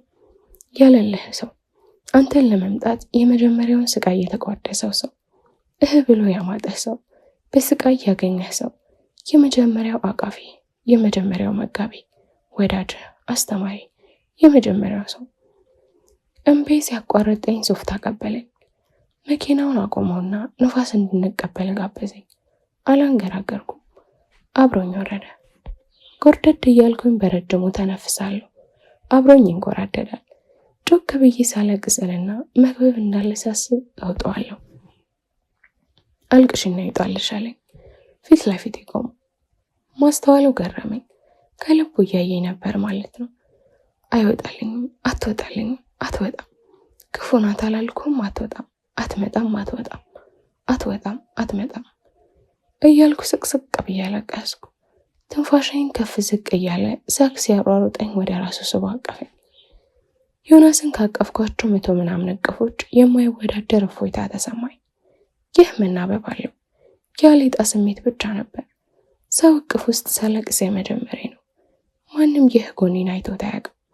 ለስንት ዓመት ጓደኛዬ ራሱ ስለ እናቴ መሄድ እንጂ ስለተፈጠረብኝ ጉድለት አላብራራሁም። ጉድለቱንም መከመት ባይከብዳትም አላሳየኋትም። እቅፍ እንደዚህ ደልቶኝ አያውቅም። እቅፍ እንደዚህ ሰብሰብ አድርጎኝ አያውቅም። ከእቅፉ ስወጣ በሁለት እጆቹ ቀኝ ግራ ጉንጬን ይዞ ቀና አድርጎ በትኩረት አየኝ። ቀጥሎም በእንባ የወዘዙ አይኖችን በተራዛመ አይኔ እንዲተስም አላውቅም። እያንዳንዱን ድርጊት የማስታውሰው ከዮናስ ጋር ነበር። ጸጉሩ በራ ነው፣ ግን አያስጠላበትም። አይኖችን ሌትም ሲል ነው ኮፍያውን ያለቀው። እጄን ያዘኝ። መዳፉ በጣም ይለሰለሳል። ቀጥሎም እጄን ሳም። በጣም እንዳሳዘንኩት አይኑ ይናገራል። እንዴት እንደሚያደርገኝ ግራ እንደገባው ሁኔታ ያስታውቃል። በጣጥሼ የነገርኩት የእናቴን ታሪክ ሳይጠይቀኝ ነገርኩት። ልቡን ቡርቅ አድርጎ ሰማኝ። የቅድሙን እቅፍ ደገመው። እንቤን በዛ መዳፉ ጠረገልኝ። አለም አባቴ ለሁለተኛ ጊዜ ሲደውል ወደ መኪናው ገባን። ሙሉ መንገዱን እያየሁት ነበር። እሱም የማያሰጋ መንገድ ላይ ሲሆን ያየኝና ፈገግ ይላል። ምን እንደሆነ በውል ባላውቀውም እረፍት ይሰማኝ እንደነበር አውቃለሁ። ሁሉም ለበጎ ነው ከሚሉት ወገን አይደለም። ሁሉም ፈጣሪ ያሳያችሁ። የእናቴ መሄድ ምኑ ላይ ነው በጎነቱ? እንዲህ ሰው የሚያጽናናበት ቃል ሲያጣ የሚሰነዝረውን የሚመስለው። መክብብ ይሄን ቃል አላለኝም። ልቤ ላይ ካብኩት። አታልቅሺ፣ ጠንከር በይ የሚሉ ሰዎች አንጀቴን ያበግኑታል። የታፈነ ስሜት ይወጣ ዘንድ በተበጀለት ቀዳዳ መውጣት አለበት ባይ ነኝ። ለእኔ ማልቀስ ድክመት አይደለም። ስሜትን አስተንፍሶ ለቀጣዩ ትግል ስንቅ መሰነቂያ ነው። መክብብም አታልቅሺ ነበር ያለኝ። ሰገነት ላይ አወጣሁት። ልቤን ሲሞቀው ይታወቀኝ ነበር። መክብብ ሀሳቤን ብቻ ሳይሆን ስሜቴን እየተቆጣጠረው ነበር። እናቴን ልቤ ውስጥ ቆለፌባት መክብብን ማሰብ ጀመር። ነገ ኖረም አልኖረም ዛሬ መክብብ የተላከልኝ ከፈጣሪ ነው አልኩ። እስካሁን ብቻዬን የተብሰለሰልኩት ብቻዬን ያለቀስኩባቸው ቀናቶች እንደዚህ ማብቂያ ተስፋ አልነበር። እንቤ በቀጡ ሳይደረቅ አይኔን የሳመኝ መሳም ተራ መሳም ብቻ አልነበረም። የሆነ መልእክት ነበር። ህመም አለብሽ ብዬ አልሸሸሽም አይነት መልእክት። የሆነ ከነ ህመምሽ አለሁ አይነት ነገር። ጎዶሎሽ አያረቀኝም ያለኝ መሰለኝ። እንዳፈጠጥኩበት ቤቴ ደረሰ። አሁንስ ደህና ነሽ አለኝ ዝቅ ብሎ እያየኝ። አታስብ ደህና እሆናለሁ አልኩት። አቅፎ ተሰናበተኝ። መኪናው ከአይኔ እስኪሰወር ቆሜ ባይኔ ሸኘሁት። በጣም ደህና ነኝ፣ አመሰግናለሁ። ማንንም ካልጋበዝኩበት የእናቴ ቀብር አብረኸኝ ስለነበር አመሰግናለሁ። ሁሌም እንደዛሬ ብትኖር ደህና ሆን እንደነበር አትጠራጠር ያለው ልቤ ነበር። አፌን ገፍትሮ ሊወጣ የፈራውለት የቃላት ጥርቅም ይሄ ነበር። የመጀመሪያ ሰው ነው፣ እኔን ለመሰብሰብ የመጀመሪያው ሰው፣ እንቤን ለማየት የመጀመሪያው ሰው፣ ታሪኬን ለመስማት የመጀመሪያው ሰው፣ ከእናቴ ጀምሮ የመጀመሪያ ሰው ያስፈራኛል። እቤት ስገባ አባዬ እህቴን እያሳሳቀ ያጎርሳታል። መክበብ ያባረረውን በይ ተመልሶ መጣ። ምንድነው እንዲህ ጥለሻት መልበስ ብሎ ተቆጣኝ። ግቢ የማውቃት ልጅ እናቷ ሞታ ለቅሶ ሄጄ ነበር ብዬዋሽ። ጓደኛሽ ማናት እንዲለኝ ጠብቂ መልስ ማሰብ ከመጀመሪያ ጓደኛሽ እድላት ናት አለኝና በእጁ የጨበጠውን ምግብ ከሳህኑ መልሶ ትክዝ ነገር አለ። እህቴ አንዴ እኔ አንዴ እሱን ታያለች። አባዬ ግን እሷን ብቻ ነው የምታጎርሳት ብዬ አጠገባቸው ቁጭ አልኩኝ። አረ ለምን አለና እብድ የሚያህል ጉርሻ ሰደደብኝ። የጉንጬን መወጠር እያዩ ሁለቱም ሳቁ። እንደምንም ውጪ ሳቃቸውን ተቀላቀልኩ። ሳቃቸው ግን ውስጥ እንባ ነበረው። መኝታ ቤቱ እንደገባው ጥቁር ልብሴን አራገፍኩት። ሐዘን ማርዘም አልፈለኩም። ሽሮ መልክ ቢጃሜን ለብሼ መክበብን ማሰብ ጀመርኩ። ሰላም። ከሞት የማይተናነስ እንቅልፍ ውስጥ ሆኜ ነበር ስልክ የቀሰቀሰኝ። መክበብ ሊሆን ይችላል ብዬ ተንዳድሬ ስልኬን ማታ ኮረኮርኩበት አነሳ። ዮናስ ነበር። የዘጋሁትን ፋይል መክፈት ላይ ጎበዝ አይደለም። ቢሆንም ግን ስልኩን ማንሳት ጨዋነት ነው ብዬ ስላሰብኩኝ ብቻ አንስቼ የሚለኝን ለመስማት ጆሮዬን አመቻቸው። ሄሎ አለኝ የእሱ በማይመስል ድምፅ። አቤት አልኩት ቆፍጠን ብዬ። እድል አለኝ እርግጠኛ ለመሆን በሚመስል ድምፅ። ማን ልበል አልኩት። ሳቄን አፈኝ። ሲያስነጥስ ብቻ ድምፄን እለየዋለሁ። ቢያስል ብሰማው በሆዱ ያሰበውን አውቃለሁ። አላወቅሽኝ? ዮናስ ነኝ አለኝ በተቆራረጠ ድምፅ። እሱ ዮናስ አውቃለሁ አልኩት በቀደሙ ድምፅ። ግቢያችሁ ጋር ነኝ፣ ነይ ውጭ የማወራሽ ጥብቅ ጉዳይ አለኝ። ይቅርታ አልችልም። አንቺ ካልወጣሽ ይህንን ጉዳይ ከአባትሽ ጋር እነጋገራለሁ አለኝ ደንደን ብሎ። ምንድን ነው የምትነጋገረው? ምን ቀረን አልኩት ሳላስበው ድምፄን ከፍ አድርጌ። የምሬን ነበር። ምን ቀረን? የዘር ፍሬውን እኔ ጋር ያስቀመጠው ካልመሰለው በስተቀር እኔን የሚፈልግበት ቁም ነገር የለውም። አሊያም ማርሻል ነሳ ብሎት እንቁ ቀይሮ ሊሞክር ካልሆነ በቀር እኔ ዘንድ አይመጣም። እንዲያስ ቢሆን ከኔ ጋር ከመምጣት መሪ ጌታ ጋር ብሄድ አይቀልም ነበር። ከብዙ መጫጫህ በኋላ በረንዳ ላይ ዳዊት እየደገመ ያለ አባቴን ጉንጭ ስሜ ፌስታል አንጠልጥዬ ወጣሁ። ዮናስ ሳር አክሎ ከግቢያችን ፊት ለፊት ካለው ስልክ እንጨት ጋር ተጣብቋል። እድል ብሎ ባይጠራኝ አሻንጉሊት መስሎኝ ላልፈው ነበር። ሳየው አመዴ ቡና አለ። አዲስ ላይዛት ፍቅረኛው አክስሙ ሳይሆን ስጋውን እየቆረሰ የሚሰጣት እስኪመስል ድረስ ላልቷል። ፀጉሩና ጺሙ ያለ ልክ አድጎ ሽፍታ አስመስሎታል። ልብሱ ላይ ከመስፋት የተነሳ ለቅልቆ የተከደነ ድንኳን ውስጥ ጋቢ ለብስ የተቀመጠ የኔ ቢጤ አስመስሎታል። የጫማውን አተላለቅና የእሱን አከሳስና ሳሙና ላይ የቆመ ሰንደል ነው ይላል እንጂ ስጋ ለባሽ ነው ሰው ብዬ አላምንም። እንዳየኝ እንደ ፋርማሲ ባብ ተጠመጠመብኝ። ወቅት ያልቀረብህም ትላንት እንዴት እንደታቀፍኩ ብታይ አልኩ ባውዴ። እውነቱን ለመናገር አየር እንጂ ሰው ያቀፈኝ አልመስልም ነበር። እንዴት ነሽ አለኝ ከእግር እስከ ራሴ እየገረመመ። ደህና ነኝ ክብሩ ይስፋ አልኩትና እንዴት ነህም ሳልለው የሚለኝም መጠባበቅ ያስኩ። የሆነ ካፌ እንቀመጥና እንነጋገር እንዳለኝ አባቴ ግቢያችንን በር ከፍቶ ወጣ። ፊት ለፊት ተፋጠጥን። ቄሱም ዝም መጽሐፉም ዝም ማለት ይሄኔ ነው። ሂድ ዮናስ ሂድ፣ በኋላ ደውልልሃለሁ አባዬ ነው አልኩትና እሱም በተቃራኒ አቅጣጫ መርጬ ወደ አባቴ ሄድኩ። በሰ የምጠላውን ምነው እድል አንቺ አጥር ላጥር በጠራራ ፀሐይ እየታከክሽ እህትሽ ምን ትማር አለኝ በትኩረት እያየኝ። አልተከኩም አባ፣ ኮሌጅ የማውቀልሽ ነው ለሆነ ጉዳይ ፈልግ ከማለት ያቋረጠኝ። ይህ በልቶ የማያድር የመሰለ ስሩ የሰፋው ወጠቴ ምን ይፈልግሻል? እረ በየተራ አቃጥላችሁ ልደፉኝ እናታቸውስ ከማለቱ በተራ ያቋረጥኩት። በሰበቡ ስሟን አትጥራ አባዬ፣ ለአንተ ሚስት የነበረችው ሴት ለእኛ እናታችን ነበረች። አካልህ የነበረችው ሴት ደማችን ውስጥ አለ። ተው አባዬ። በየው በተከፈተው በር ቀድሜ ገባው። ንገሩኝ እስቲ ተመሳሳይ ህመም ይወዳደራል እንዴ? ተመሳሳይ ቁስል እግርና እጅ ላይ ቢወጣ እግርን ይብሳለሁ ይላል? እጅስ እግርን የኔን ማናየ እየለገምክ እንጂ እንደኔ ያልታመምክም ይላል? በጭራሽ። ሁላችንም የየራሳችን ስንታመም ነው መዳኛችን የምናቀርበው እንጂ የኔ ህመም ይብስ በማለታችን የሚጠጋን ጤና የለም። ተፈናጥሬ ገብቼ መኝታ ቤቱን ዘጋሁት። ማልቀስ አልፈለኩም። ስልኬን አንስቼ ሰላም ወደ ማገኝበት ቦታ ላይ ደውል እጄን ከመላኬ 2 የጽሑፍ መልእክት ገባልኝ። አንዱ ከገነት አንዱ ደግሞ ከገሃነም። እንዴት አደርሽ እድል የሚል የመክብብ መልእክትና ዞሮ መግቢያ ካፌ እየጠበኩሽ ነው የሚል የዮናስ መልእክት ይዝሮብሃብ ብዬ የመክብብን መልእክት መለስኩ። ዛሬስ ምሳ አታባይኝም አለኝ። ቀጣይ መልእክት አራባላልሃለሁ ነበር። እንደማይ ነገር ሽኮርመም እያልኩ ትላንት ጨምድጄ ወደ ቁም ሳጥን የላኩት ቀይ ቀሚሴን ተኮስኩ። ቀይ ቻፕስቲኬን አወጣሁ። በዚህ በኩል የዮናስ ንዝንዝ አቅሌን ሊያስተኝ ሲደርስ አናግሬ ልሸኛው ብዬ ጸጉሬን ልሰራ በሚል ሰበብ ከቤት ወጥቼ ዞሮ መግቢያ ተሰየምኩ። ዮናስ እጁን አውለበለበልኝ። የአረንጓዴ ቢጫና ቀይ ድብልቅ የሆነ ሽራብ ውስጥ ያለው እጁ ሲውለበለብ የዜግነት ክብር ሊዘምር መስሎት ተስተካክዬ እንደመቆም ስል ከተቀመጠበት ተነስቶ ወደ መቀመጫው በራኝ። አሁን ገና ልቤ ሰንጠቅ ሲል ታወቀኝ። ቀልቤ የሆነ ነገር አለ ይለኝ ጀመረ። አንድ ሲንግል ድገመኝ፣ ለሷም ታዘዛታለሁ።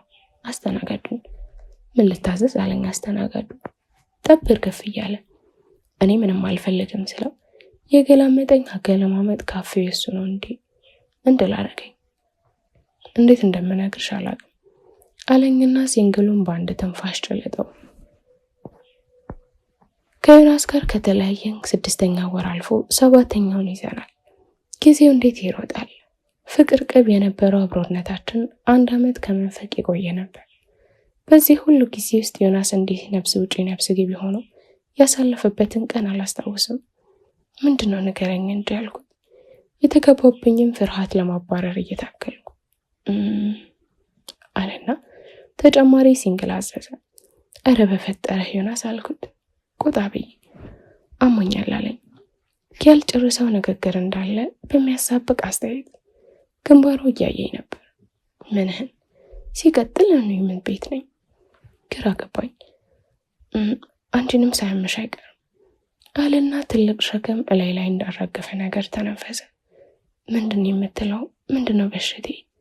ዝም ብሎ ታመሻላል እንዲያልኩት አይኔም በእንባ ቁሬ እንዲህ ነው ብሎ ባይናገሩም እያለ ያለው ነገር ገብቶኛል። ግን የገባኝ እንኳን ውሸት እንዲሆን በውስጤ እየጸለይኩ ነው። ቫይረሱ በደሜ ውስጥ አለ ሲለኝ ነፍስና ስጌ ተላቀቀ። ሰውነት ይበደነብኝ። ሁሉም ነገር ጭው አለብኝ። እያንዳንዱ ድምፅ ብቻ ሆኖ ይሰማኝ ጀመር። ጆሮዬ የሆነ ጩኸት እያወጣ ራሱን ብቻ ማሰማት ጀመር። አንደበቴ ተሳሰረ። እንዴት፣ መቼ፣ ለምን ሌላ የሚጠይቁ የማይጠይቁም ጥያቄዎች ቢመጡብኝም ራሴን አረጋግቼ መጠየቅ አልቻልኩም። ተነስቼ ስወጣ ተከተለኝ። ብዙ ነገር ይለፈልፋል። እኔ ግን አልሰማም። የሚሰማኝ የጭንቅላቴ ጭውታ ነው። ይህ ብቻ ነው የሚሰማኝ። ደረቁ መድኃኒት አለው። ቁስልን ለዘብ ያደርጋል። ላጽዳህ ብትዩም በእጅ ይልሻል። የዘመናት ቆሻሻን ዞር ብታደርግም እንኳን ጠረኑ ከርቤ የማይበቃውም ያልኳት እህቴ ትዝ አለችኝ። አፌ ልክ ነበር።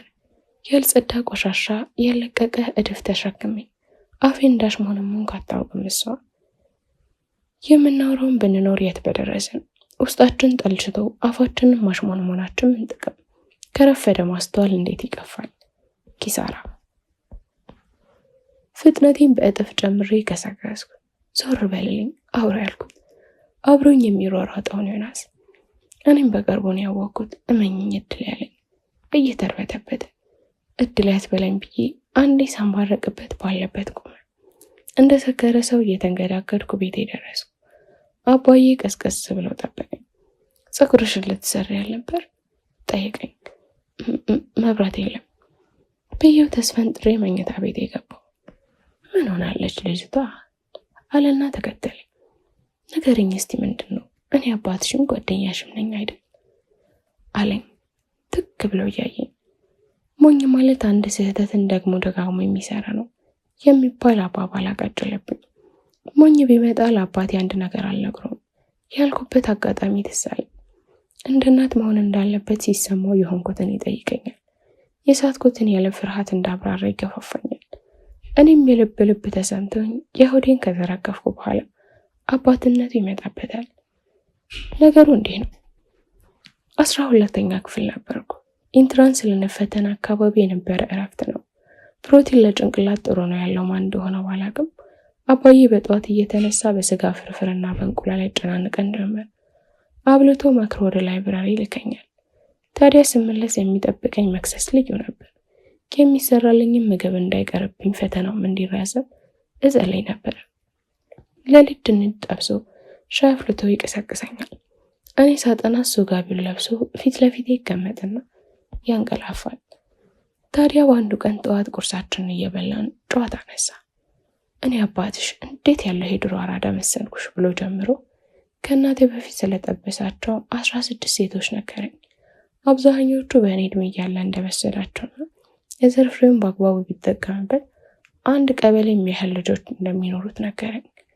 ከዚህ በኋላ ነው እንደ አባትና ልጅ ሳይሆን እንደ ጓደኛ ንገረኝ እስቲ እስካሁን ምንም የለም ብሎ ጠየቀኝ።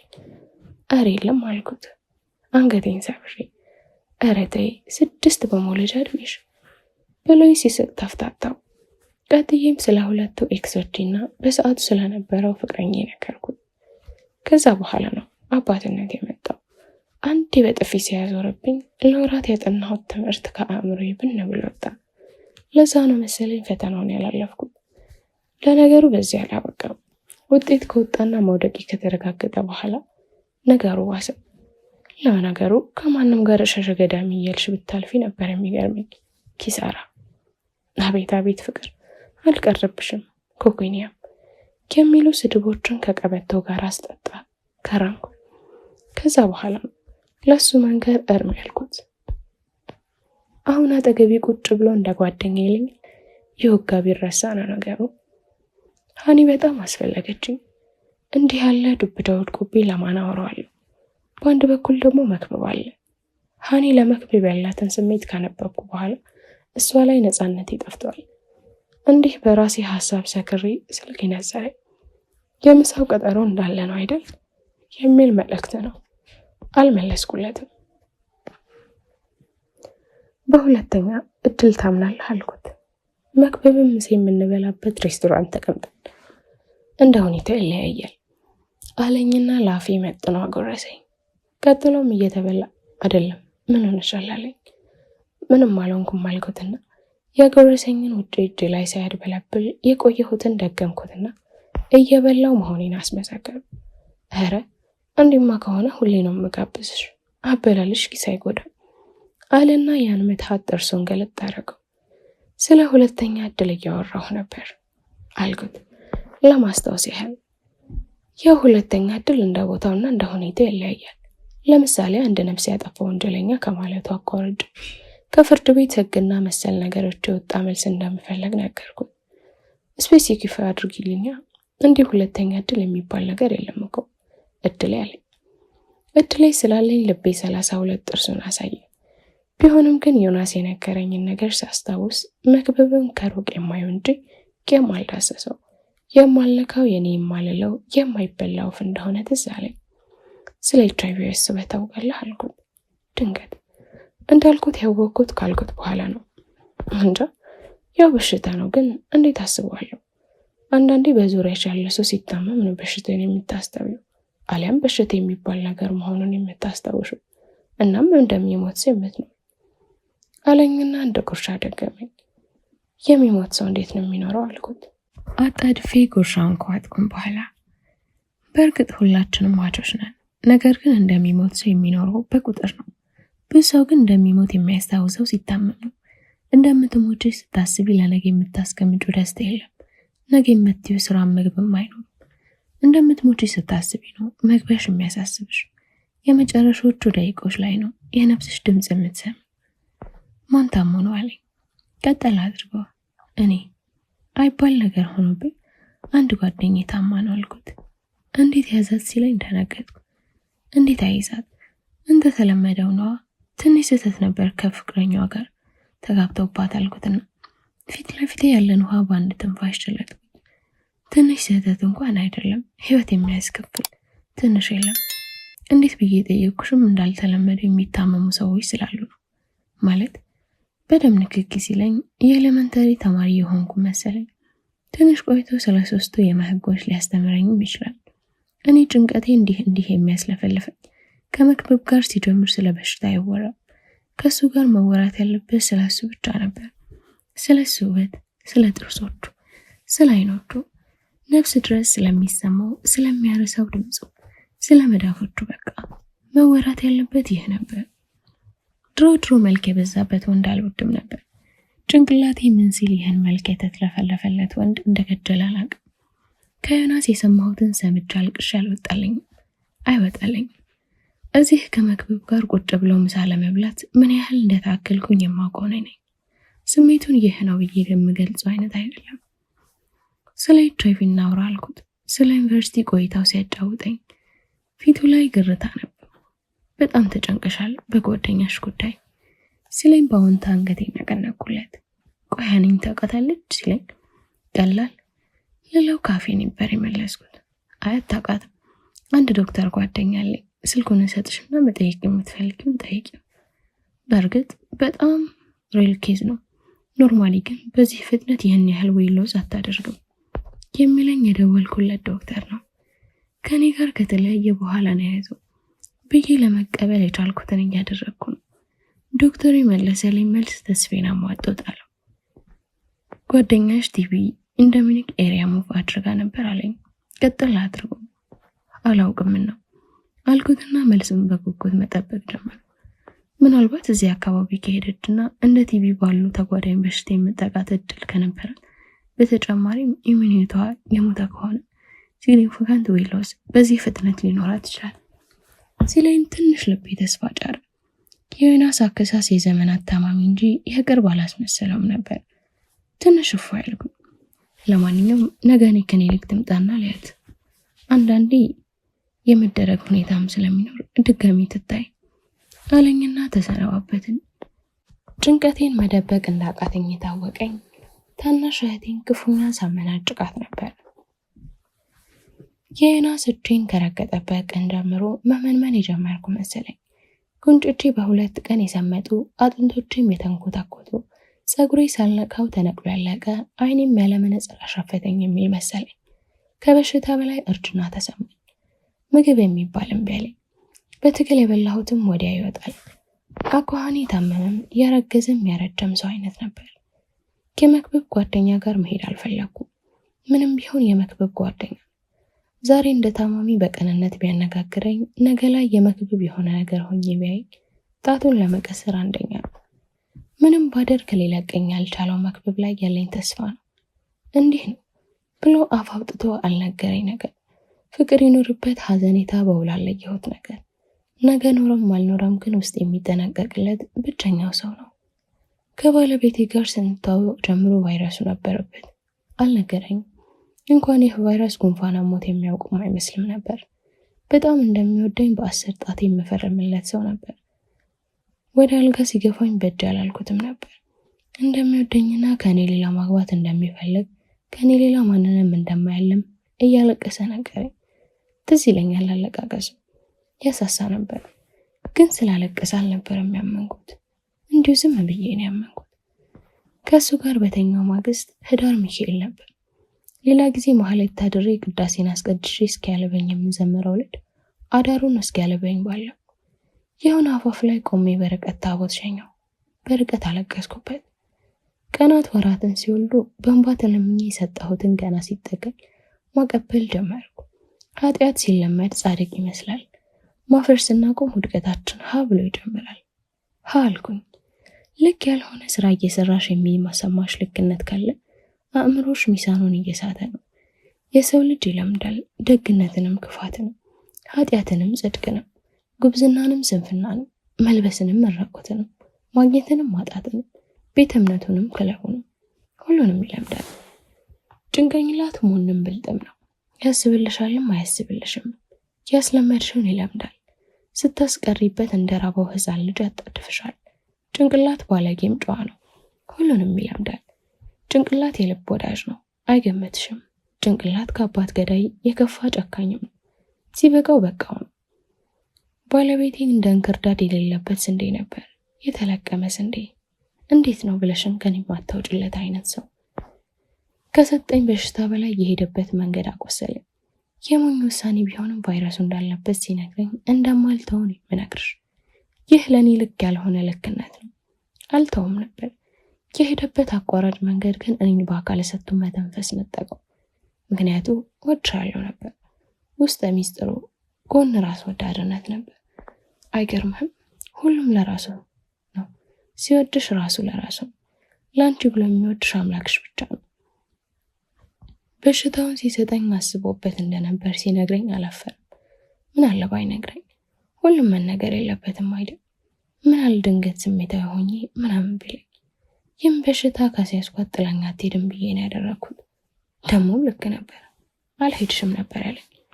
ሞኝ ሆኖ እንጂ ሄጃለሁ አለችኝና መጤ ያለምቧን በአውራ ጣቷ ወደ ጎናሽ ከነጠረችው።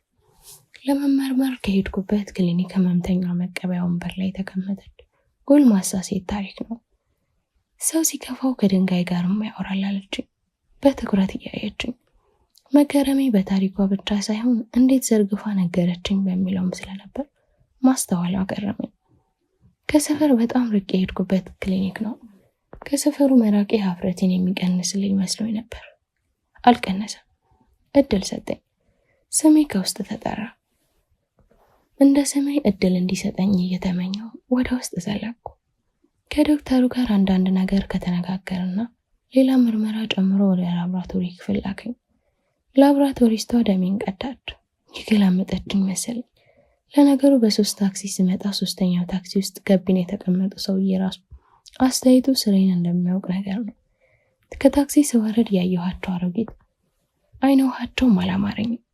የክሊኒኳ ጽዳት ሰራተኛ በምታጸዳው መሬት ፋንታ እኔም ብታጸዳኝ ደስ እንደሚላት አይኗ ነግሮኛል። ዶክተሩም ስራ ሆኖበት ነው። አባዬ ደወለ። ባነሳው አንቺ ባለጌ የሚለኝ መሰለኝ። አላነሳሁትም። የራሴን ስሜት ሰው ሁሉ ላይን እያየሁት ስሸበር ዋጣ ብዬ ተነፈሱ። ተረጋጊ እድል፣ ማንም አያውቅም፣ ተረጋጊ አልኩና የቅድሟ ሴትዮን ጥዬ ወደ መጣሁበት ወንበር አበራው። የለችም። ተመልሼ ወጥቼ ሰማዩ ላይ አፈጠጥኩበት። ደመና ነበር። ወደ ላይ አንጋጥቼ አደራህን አምላኬ አደራህን አልኩት። ረጅም ጸሎት ኖሮኝ አያውቅም። ይህ በህይወት ዘመኔ ጸለይኩት 2ኛ ጸሎቴ ነው። አንደኛው እናቴን ቤቷ መልስልኝ ነበር። ውስጤ እስኪደርስ ከዚህ በፊት ተሰምቶኝ የማያውቅ ዝብርቅርቅ ስሜት ተጫወተብኝ። የምጽአት ቀን ራሱ እንደዚህ የሚርቅ አይመስለኝም። እድል ሰጠኝ። ተጠራው። እድል አለኝና ወደ ወንበሩ ጠቆመኝ። የያዘውን ትኩስ ምድጃ ለማስቀመጥ እንደሚታደፍ ሰው ተንደርድሬ ተቀመጥኩ። ከተቀመጥኩ በኋላ ከቫይረሱ ጋር እንዴት እንደሚኖር አጭር መግለጫ ሲሰጥ ውስጤ ሰለለ። የተቀመጥኩበት ወንበር እንዲያሰምጠኝ ተመኘው። መሬት አፏን ከፍታ እንድትውጠኝ ተመኘው። እንዳለቀሰ ጢስ መሰወር አሰኘኝ። መጥፋትና በፎቶ ላይ የምትመለከተው ወጣት እድል ሰጠኝ። በዕለተ ሐሙስ ከቤት እንደወጣች አልተመለሰችም። በዕለቱ የለበሰችው ልብስ ምናምን የሚል የራሴን አፋልጉን ማስታወቂያ መንገድ ዳር ቆሞ ማንበብ አማረኝ። በቃ እንግዲህ እድል ራስሽን አዘጋጂ፣ መኖር ይቻላል እኮ ሌላም አልኩ። ግን አባትሽ ምን ይላል? ለአባትሽ ምን ትያለሽ? ጡጠት። እውነቱን ለመናገር ከበሽታው በላይ በሽታው ወደኔ የመጣበት መንገድ ያንገበገበኛል። ስንት ቀን ለፍቼ ያመጣሁት በሽታ እንደሆነ ብታውቅ አልኩኝና ፈገግ አልኩለት። ልጅ እግር ዶክተሩን ተረጋግቻለሁ። መረጋጋቴ ለራሴ ራሱ አልገባኝ። እንዴት እረጋጋለሁ? እንዴት አይኔ ደረቀ? መርበትበት አልነበረብኝም። እድል ስጠኝ ያልኩት አምላክ ላይ መጮህ አልነበረብኝም። ተረጋግቻለሁ። ጭንቅላቴን ነግሬዋለሁ። ገና ፕሮሰስ አላደረገውም ይሆን አላውቅም። ተረጋግቻለሁ። ይኸውልሽ እድል ከማለቱ አቋረጥኩት። ትንሽ ገባኝ። ፈገግቴ ከት ወዳለ ሳቅ ተለወጠ። እንዴት በባዶ ሆዴ ለፍቼ ያመጣሁት እንደሆነ ብታውቅ ትሸልመኝ ነበር። ሳቄን ባቀላቀለ። አእምሮዬ ከቁጥጥር ውጪ መሆን አዘነበለ። እድል አለና ጠረጴዛውን አንድ ጊዜ በመዳፉ ለጠፈው። እድ ለቢስ ብትለኝ አይሻል? አፈጠጥኩበት። አንድ ጊዜ ተረጋግተሽ። አሁንም አቋረጥኩት።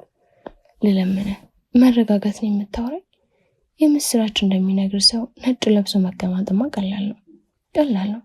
ከቫይረሱ ጋር መኖር ይቻላል ማለትማ ቀላል ነው። ቆይ መኖር ምንድን ነው? መኖር ላንተ ምንድን ነው?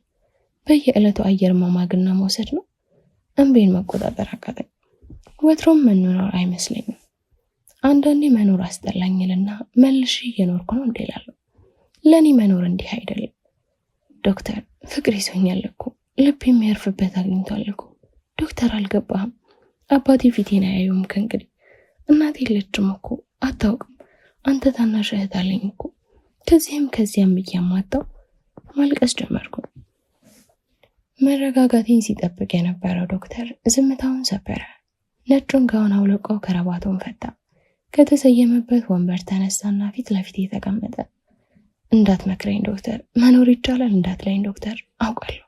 አውቃለሁ እሱ እኔን ያንገበገበኝ ከማለት ሰፌድ በሚያክለው መዳፉ አፌን ያዘና ከቫይረሱ ነፃ ነሽ አለኝ።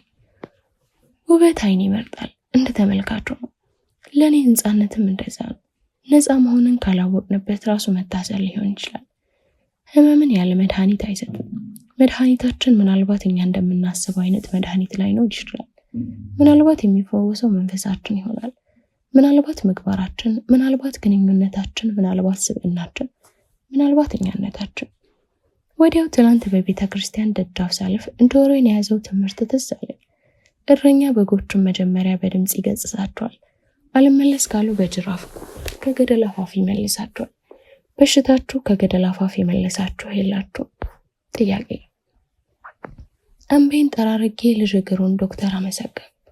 ለሌላ ጊዜ ነፃነትን ለማወጅ እንዲህ የሰው ልብ ከፍ ዝቅ እስኪል ባይጠበቅ መልካም እንደሆነ አሰብኩ።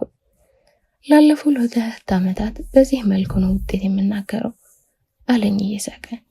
ያልታመመውንም ሰው በአግርሞት ጠየቅኩ። አዋለኝ በልበ ሙሉነት። ለምን? መልሱን ለመስማት ጓጓ። ኤቲክሱ ግን ምን ብለሽ የምትከራከሪኝ ከሆነ እነግርሻለሁ አለኝና ያስቀመጠውን ጋውን ለበሰ። የልብ ድካም አሊያም ሌላ ሴቨር ኬዝ ከሌለባቸው በስተቀር ነፃነታቸውን ከማወጃችን በፊት ነፃነታቸውን ለደቂቃ እንነጥቃቸዋለን። አለመያዛቸውን ከመናገራችን በፊት ለደቂቃ መያዘን አእምሯቸው ውስጥ እንከታለን እኮ። ለምን? በነፃ የተገኘ ነፃነት አይዘልቅም። ያላየነው ስሜት አያስፈራንም። ለማናውቀው መጥፎ ስሜት አንታገል። ነፃነት አክባሪውን ያከብራል። በነፃ አንሰጣቸው። አፌን ከፍቼ ቀረው። ከክሊኒኩ እንደወጣሁ ቅርብ ያለ ቤተክርስቲያን ጠይቄ ላመሰገነኝ። ከተወሰኑ ቀናት በፊት እዚህ አካባቢ መቃብር ስፍራ ካለ ጠቁመኝ ያልክ ሴትዮ ዛሬ ቤተክርስቲያን ጠቁመኝ ያልኩ። ጊዜ እንዲህ ነው።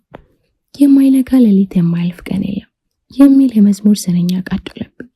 እውነትም አልኩኝ በለሆሳስ ይሆናል ብለው ከነገሩን በላይ ሆኖ ስናየው እናምናለን። እኛ እንደ ሀገርም ሆነ እንደ ህዝብ፣ እንደ አህጉርም ቢሆን እንደ ዓለም የሚያመሳስለን ነገር አለ። እንደ ቶማስ ካላየን አናምንም።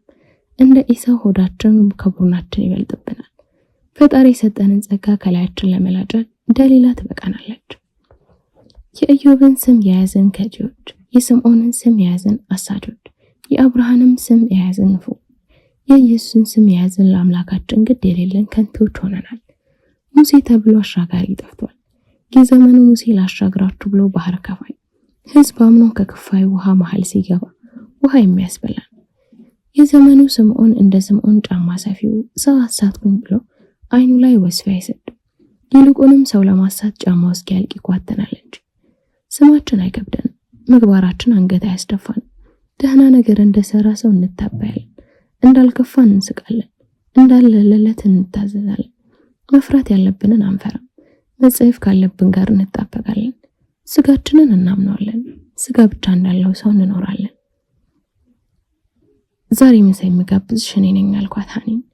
የሆነ የማላውቀው መንፈስ ውስጥ ያለ አምጫት የሚል ደስታሽ ደስታዋ ነው ንገሪያት የሚል ለምን ብቻሽን እሷ እያለችልሽ የሚለኝ መንፈስ ሲታገለኝ ነበር የደወለችልኝ። ፈጣሪ ይስጣት። ከተገናኘን ወር ሊያልፈን ነበር። ለአመታት እንዳልተገናኘ ዘመድ ተቃቀፈ። ደስ አለኝ። የምንወደው ምግብ አዘን ስንጎራረስና ሳንታይ ይበላል። እዚህ ጋር ከመክብብ ጋር ስለነበረን የመጀመሪያ ቀን አስታወስኩ። ትንሽ መደበር እንደጀመርኩ አስተውላ ምን ነው አለችኝ። ኧረ ምንም አልኩና ለምን እንደዘጋችኝ ጠየቅኳት። አንቺም ዘግተሽኛል እኮ የሚል የሰነፍ መልስ መለሰችልኝ። ያንቺን አይደለ የጠየቁሽ ለምን አትመለሽልኝም አልኳት። ልጠላሽ አልፈለኩም፣ ትንሽ ትግል ውስጥ ነበርኩ አለችኝ። ድምጿ ቀዝቅዞ ትንሽ አርፋ ቀጥለች። ትግል ውስጥ ነበርኩ፣ እየታገልኩ ነበር።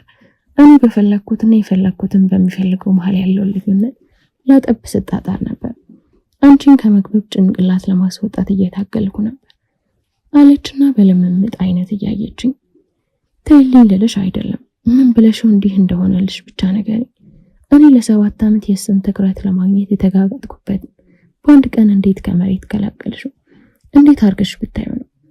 አሳሳቅሽ እንዴት ነበር? ጸጉርሽን አንጨባርሽው ነበር አይደል? የዛን ዕለት የለበሽው ልብሽ መናኛ ነበር አይደል? እንዴት ያለ አስተያየት፣ እንዴት ያለ አወራር ነበርሽ? ወይስ አበላልሽ ነው? አስታውሳለሁ፣ አካሄድሽ እስከዚህም ነበር።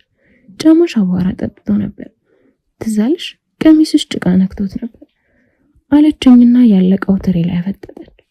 አንጀቴ ተላወሰ።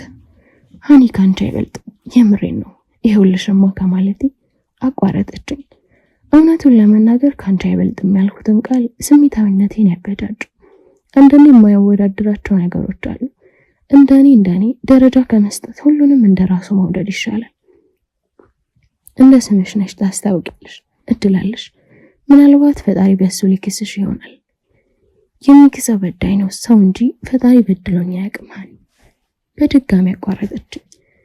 ትላንት መክብብ እንዴት አድርጌ የፍርድ ጥያቄ እንደሚያቀርብልሽ ሲጨነቅ ነው ያመሸው።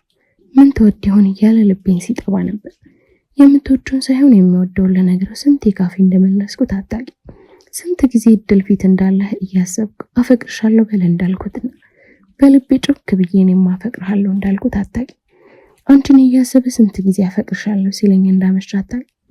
አእምሮዬ ሊፈነዳ አንድ ሐሙስ እንደቀረው አታውቂ አለችና መንታ እንባ ከዓይኖቿ ተንቆረቆረ። በወደድኩት መወደዴ ደስ ባለኝ ቅጽበት እንባ እንደ እሳት ፈጭ። ልብ ውስጥ ለመግባት በተመኘሁት እኩል መውጣት አሳዘነችኝ። ትዝ ይልሻል ልጅ እያለን ያየነው ሻሩክ የሚሰራበት ህንድ ፊልም? በህይወት ዘመን ያየሁት የህንድ ፊልም እሱ ብቻ ስለነበር አልረሳሁትም። አንገቴን ባውንታ ነቀነኩልኝ። እሱ ላይ እንዳለችው እንስት ሳሰው ለአንድ ወንድ ምን ነው እንደዚህ እንዳላልኩ ለአንድ እሱ ቆዴ ሳሰው። ከቦርሳዋ ሶፍት አውጥታ አይኗን አደራረገች። ሃኒ አልኳት። ጠረጴዛው ላይ ያዳመጠችውን ያልበላቸውን እጇን ያልበላሁበትን እጄን ጨብጬ ውሰጂው አልኳት። የምሬን ነበር። ሰው ኮኖ ድል ኳስ አይደለም። እንደ ኳስ በጠለስሽው በኩል አይሄድም፣ ልቡ በሚመራው መንገድ እንጂ። ወደ እኔ ብትገፊ አይደለም ንፋስ አምጥቶ ከኔ ጋር ቢያላትም እንኳን ንፋሱ ሲሸሽ ይሸሻል። ሰው ነው አለችኝና እኔ ፈገግ ነገር አለችኝ። ወዲያው ፍቅሬን ቀማሽኝ የሚባባሉ እንስቶችና ተባዕቶች አእምሮዬ ላይ መጡ። ሃኒ እውነቷን ነው። ሰው ናቸው ጆተን ያለን ኳስ አይደሉም። ፈቅደ ሄዳሉ እንጂ በተወረወሩበት እግር አቅጣጫ አይነዱ። የሃኒ ስልክ ሲነዝር ያልበላበትን እጇን አስለቀቀችኝ። ጉሮሯን ጠራርጋ ሄሎ መኪ ስትል አንገቴን ቀበርኩ። ሰርፕራይዙን አበላሸሁት አይደል አለችኝ ስልኩን ከዘጋች በኋላ። ግራ ገባኝ። እሱን አግኝቼ እሷን ላጣት ነው? አንዱን አጥቶ ሌላ ማግኘት ህይወት ሊባል ይችላል?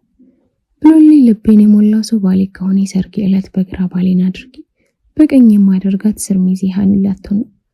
አጥንት የሚሰረስር ህመም ውስጥ ሆና ታጅበኛው። በሙሉ ልቧ ይዟት በረረ እያለች ትሸኘኛው። ምን አለ እንዲህ ባታደርግ? ምን አለ እንደ መጀመሪያው ቀን ወጥቶ? ምን አለ ዛሬም እንደ ትላንቱ እንድታዘባት ብታደርግ? በእድለኛ ነሽ ፋንታ መሰሪ ነሽ ብትለኝ ምን አለ እንዲህ ባታደርግ? አንገቷን ሰበራ አድርጋ ባታለቅስ ምን አለበት? ምን አለ እንባል እልህ ቢኖረው? ምን አለ አንድ ሁለት ስድብል ሰበይ ማን ስሎሽ ነው ብትለኝ አደራሽን ደግሞ እንዳላወቀው ብዙም አትዘንጭ ያለችኝ። ዘነባበት ሳቅ ነገር ብትልልኝም ለፈገግታዋ መልስ አልሰጠው። ጭንቅላቴ ተወጥሯል። እያሰብኩ ነው። ይህን የማልለው ከባድ ስሜት እየተጫወተብኝ ነው። ስለ ባሌ የማወራው ለሃኒና ለንስሐ አባቴ ብቻ ነው የሚል መንግስት ያላጸደገልኝ ህግ ነበር። አሁን ስለ መክብብ ምንድን የምነግራት? ሌላው ቀርቶ የዛሬውን ቀን አብረን መፈንደቅ አልነበረብንም? ግማሽ ሳግ ይዤ ነው የፍቅር ጥያቄ ነው የምቀበለው። መታደልም አለመታደልም ነው ይሄ። ዱባና ክትፎ ቀላቅሎ እንደመብላት ያለ ነው ይሄ። ግጹም ቋንጣ እንደ መስቀል ነው ይሄ። በአንድ እግር ቤተክርስቲያን ቆሞ እንደማስቀደስ፣ በአንዱ ደግሞ መሸታ ቤት ቡቢ እንደመጨፈር ግር የገባው ነገር ነው። በአንድ አይን የደስታ እንባ፣ በአንዱ ደግሞ ዋይታ ነው ይሄ። እሺ ምን ቢም ብለው ደስታ አለው። የቱ ደስታ ይበልጣል? አመሻሽ ላይ ስልክ ጠራ። መክበብ። ሄሎ እድሏ አለኝ ፍቅር ባለበት ድምፅ። እድሏ ብሎኝ አያውቅም። እድሏ የምትለኝ እናቴ ብቻ ነበረች። አቤት። እንደ እስከ ዛሬ ወይ ማለትን ሀኒን መቅዳት መሰለኝ። የት ነሽ አለኝ ወይ ያለ ማለቴን ከቁጥር ሳይቆጥር። ቤት አልኩት። ቤት ነበርኩ። በቴሌቪዥን መስኮት ላይ በማያቸው በሚስቁ ሴቶች እየተደመምኩ። ይስቃሉ፣ በጣም ይስቃሉ፣ ይዝናናሉ። ሰማይ ጠቀስ ህንፃዎች ውስጥ ገብተው እንደ ንግስት ይስተናገዳሉ። ለአንድ ቀን ኖሬ በሞትም አይቆጨኝ የሚያስብል ኖሮ ለአንድ ቀን ይኖራሉ። እራት እንብላለን። ድምፁ ላይ መሳቀቅ ነበር። እንዳልገባው ሆኜ ብሎ ልለው ነበር። ውስጤን ደስ አላለው። እሱ የጠፋው አንድም ጥፋት አለመኖሩን ለማሰብ ሞከር። ስመኛ የነበረውን ነገር እንደነበር አስታወስኩ። ሰውየው መክብብ እንደሆነ አስታወስኩ። መክብብ የወራት ክስተት ነው። ሀኒ ግን የዘመናት አለኝ። ስሙን የማላውቀው የጭንቅላት ክፍል በደስቴ መደሰት አለመቻል ያብከነከነኝ። እና ምን አልሽኝ? ጥያቄውን አስታወሰኝ። እሺ ያልኩትና ወደሚያናውዘኝ ጭንቅላቴ ተመለስኩ። ወድጄሻለሁ አለኝና ኮፍያውን አውልቆ በራው ላይ ችፍ ያለውን ላብ በሶፍት አደረገ። ፊት ለፊታችን ያስቀመጥነው ምግብ ቆለልን። ብዙ ዝንዝባኬ እንደማልወድ የነገረችው ሀኒ መሆን አለባት። መግቢያም መንደርደር የሌለው እንቅጭ ነው የነገረኝ። የእጁን እርግብግቢት ያስተዋልኩት በእጁ የያዘው ሹካ አየር ላይ ሲውለበለብ ነበር። እድል አለኝ ዝምቴ ሲረዝምበት። ወይ ያልኩትና አይኑ እንዳያገኘኝ ሳህኔ ላይ አፈጠጡ። ወድጄሻለሁ፣ በጣም ወድጄሻለሁ። ምን ታስቢያለሽ ብዬ አልጠቅሽ። ምንም ብታስቢ ምንም ብትይ እኔ ጋር የሚለወጥ ስሜት የለም። ድንገት እንደሆነብሽና እንዳያስደነግጥሽ ይገባኛል። ምናልባት ይህን ለማለትም ፈጥኝ ይሆናል። ግን እድሏ ልብ ያላስቀምጣለኝ። መጀመሪያ ላይ እንዲሁ ኦብሴሽን መስሎኝ ነበር። ጭራሽ ጊዜ ሳይመርጥ ቀንና ማታውን የማስበው ስላንቺ ሆኖ ሲያር ቆም ብዬ ማሰብ ጀመርኩ። ከልክ በላይ አሰብኩሽ። 1-2 ቀን ስለ መስሪያ ቤት ሴቶች ለማሰብ አይኔ ላይ የምትገጠኝ አንቺ ነሽ። ለማደብዘዝ ሞከርኩ።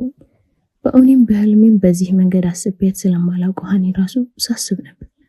ከማንም ላወዳደርሽ አልቻልኩ። አንቺን የማወቅ አንቺን የመቅረብ ምኞቴ ከቀን ወደ ቀን እየጋለ ሄደ አለኝና ፊት ለፊቱ ከተቀመጠው ውሃ አንድ ጉንጭ ጠጣለት። አይኔን የሳምከኝ ዕለት የሆንኩትን መሆን አስታውሳለሁ። እረፍትም፣ ፍርሃትም፣ ሳቅም፣ ደስታም ለቅጽበት የመኖር ፍላጎትሽ ስንር ይታወቀኝ ነበር። ላውቅ እፈልጋለሁ፣ በደንብ ላውቅ። ሁልጊዜም በያቡዘዛቸውን አይኖቼ እንድትስም እፈልጋለሁ። በአንተ መታቀፍ ዓለም ነው። ስታዳምጠኝ ልብህ እስከ ጥግ ከፍተህ ነው። አንተን አለመውደድ አይቻልም ያለው ልቤ ነው። ጎንበስ ብዬ ሳህኔ ላይ ያለችውን የሞተች ዶሮ ሬሳዋን በሹካ እየወጋው አላስተኛ አልኳት። ላቤ ጀርባዬ ላይ ይንቆረቆራል። እንደሱ በራብ ሆን አናቴ ላይ ያለው ላብ ጎርፍ ሆኖ ይወስደንና እኔም ከዚህ አጣብቂኝ ይገላገል ነበር። እድሏ ጠራኝና መልስሽን እየጠበቅኩ ነው። አስተያየት አየኝ። ለቅጽበት ሀኒን ከአእምሮዬ የሚያስወጣልኝ ባገኝ ሳልደፋሽ እንደምላውቃለሁ። እጅ ላይ ያለውን ሹካ አስለቀቀና በሹካው ውታችሁ ተገኘ። የእጁ ለስላሴ ነግሬያችኋለሁ አይደል? እሱ ብቻ የሚሰጠኝ ምቾት ይሰማኝ ጀመር። እጅ ከርዳዳ ስለሆነ ነው መሰለኝ የእጁ ለስላሴ ልቆ ይሰማኛል። እጅ መከርደድ የጀመረው እናቴ እግሯ ከቤት ከወጣ ማግስት ከአባቴ ሻካራ ጃኬቶች ጋር መታገል ስጀምር ነው። የእናቴ እጅም ከርዳዳ ነበር። ማታ ማታ ቀኝ እጄን ይዛ ትጸለይ ነበር። ምን እንደምትል ባላውቅም በጣም በቀስታ ታነብለኝ ነበር። እሷ ከሄደች በኋላ እኔም በከርዳዳ እጆች የታናሽ እህቴን ቀኝ እጅ ጨብጬ ሳነበንብ ራሴን አገኘሁት። ያኔ ነው እናቴ ምን ብላ ትጸልይ እንደነበር ለመገመት ይበቃሁት። ከከረደደ እጅ ጀርባ የከረደደ ትላንት ይገረራ ልብ አለ። ውሃ ቀጠነ ብሎ ባርባር ከሚለው ሰው ጀርባ ሙሾ የሚያስወርድ ትላንት አለ።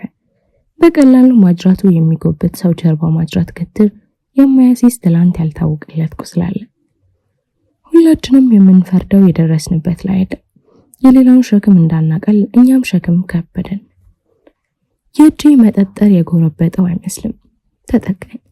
ይህ ዮናስ የሚጠጋኝ አይነት መጠጋት፣ ዮናስ መክሮት ነው እንዲህ የሚያስብል አይነት መጠጋት። እጁን ግን ወደ ሌላ ቦታ አልሰደደም። ደስ አለኝ። እጁን እንቆይ ላይ ሳጭን ልቤን ቀጥ ያደረጋት የመጀመሪያው ሰው መክብብ አይኔ ላይ በመቆየት ብቻ በላብላብ አደረገኝ። የመጀመሪያው ሰው መክብብ እወድሃለሁ፣ በጣም እወድሃለሁ አልኩት። አይኑን ከአይኔ ሳይነቅም አስተያየቱን ፈራሁት። ከማላ ባልቤ ማቃሰች አልጀምረ እንኳን እንደምወደው ነገርኩት። ያን ምትሃት ጥርሱን ገለጥ አደረገው። በጥርሱ ብቻ ብዙ ማለት ይችላል። በአይኑ ብቻ ስሜትን መበርበር ይችላል። ከቅድሙ ይበልጥ ተጠግቶኝ አይኖቼን ሳመ። ወደ አይኖቼ ሲጠጋ ሊስመኝ እንደሆነ ገባኝና አይኖቼን ገበብ አደረኩለት። አይኖቼን ወደ ቦታቸው ሳልመልስ ከንፈሮቼን አንድ ባንድ ሳመ። ልክ እንደ ጉንጭ ቀለል አድርጎ ነበር ይሳመኝ። ከንፈር በክፍልፋይ እንደሚሳይ ማላቅም ዮናስ ጋር የሌለ የጨዋ አሳሳም ይሆናል ብዬ አለፍኩት።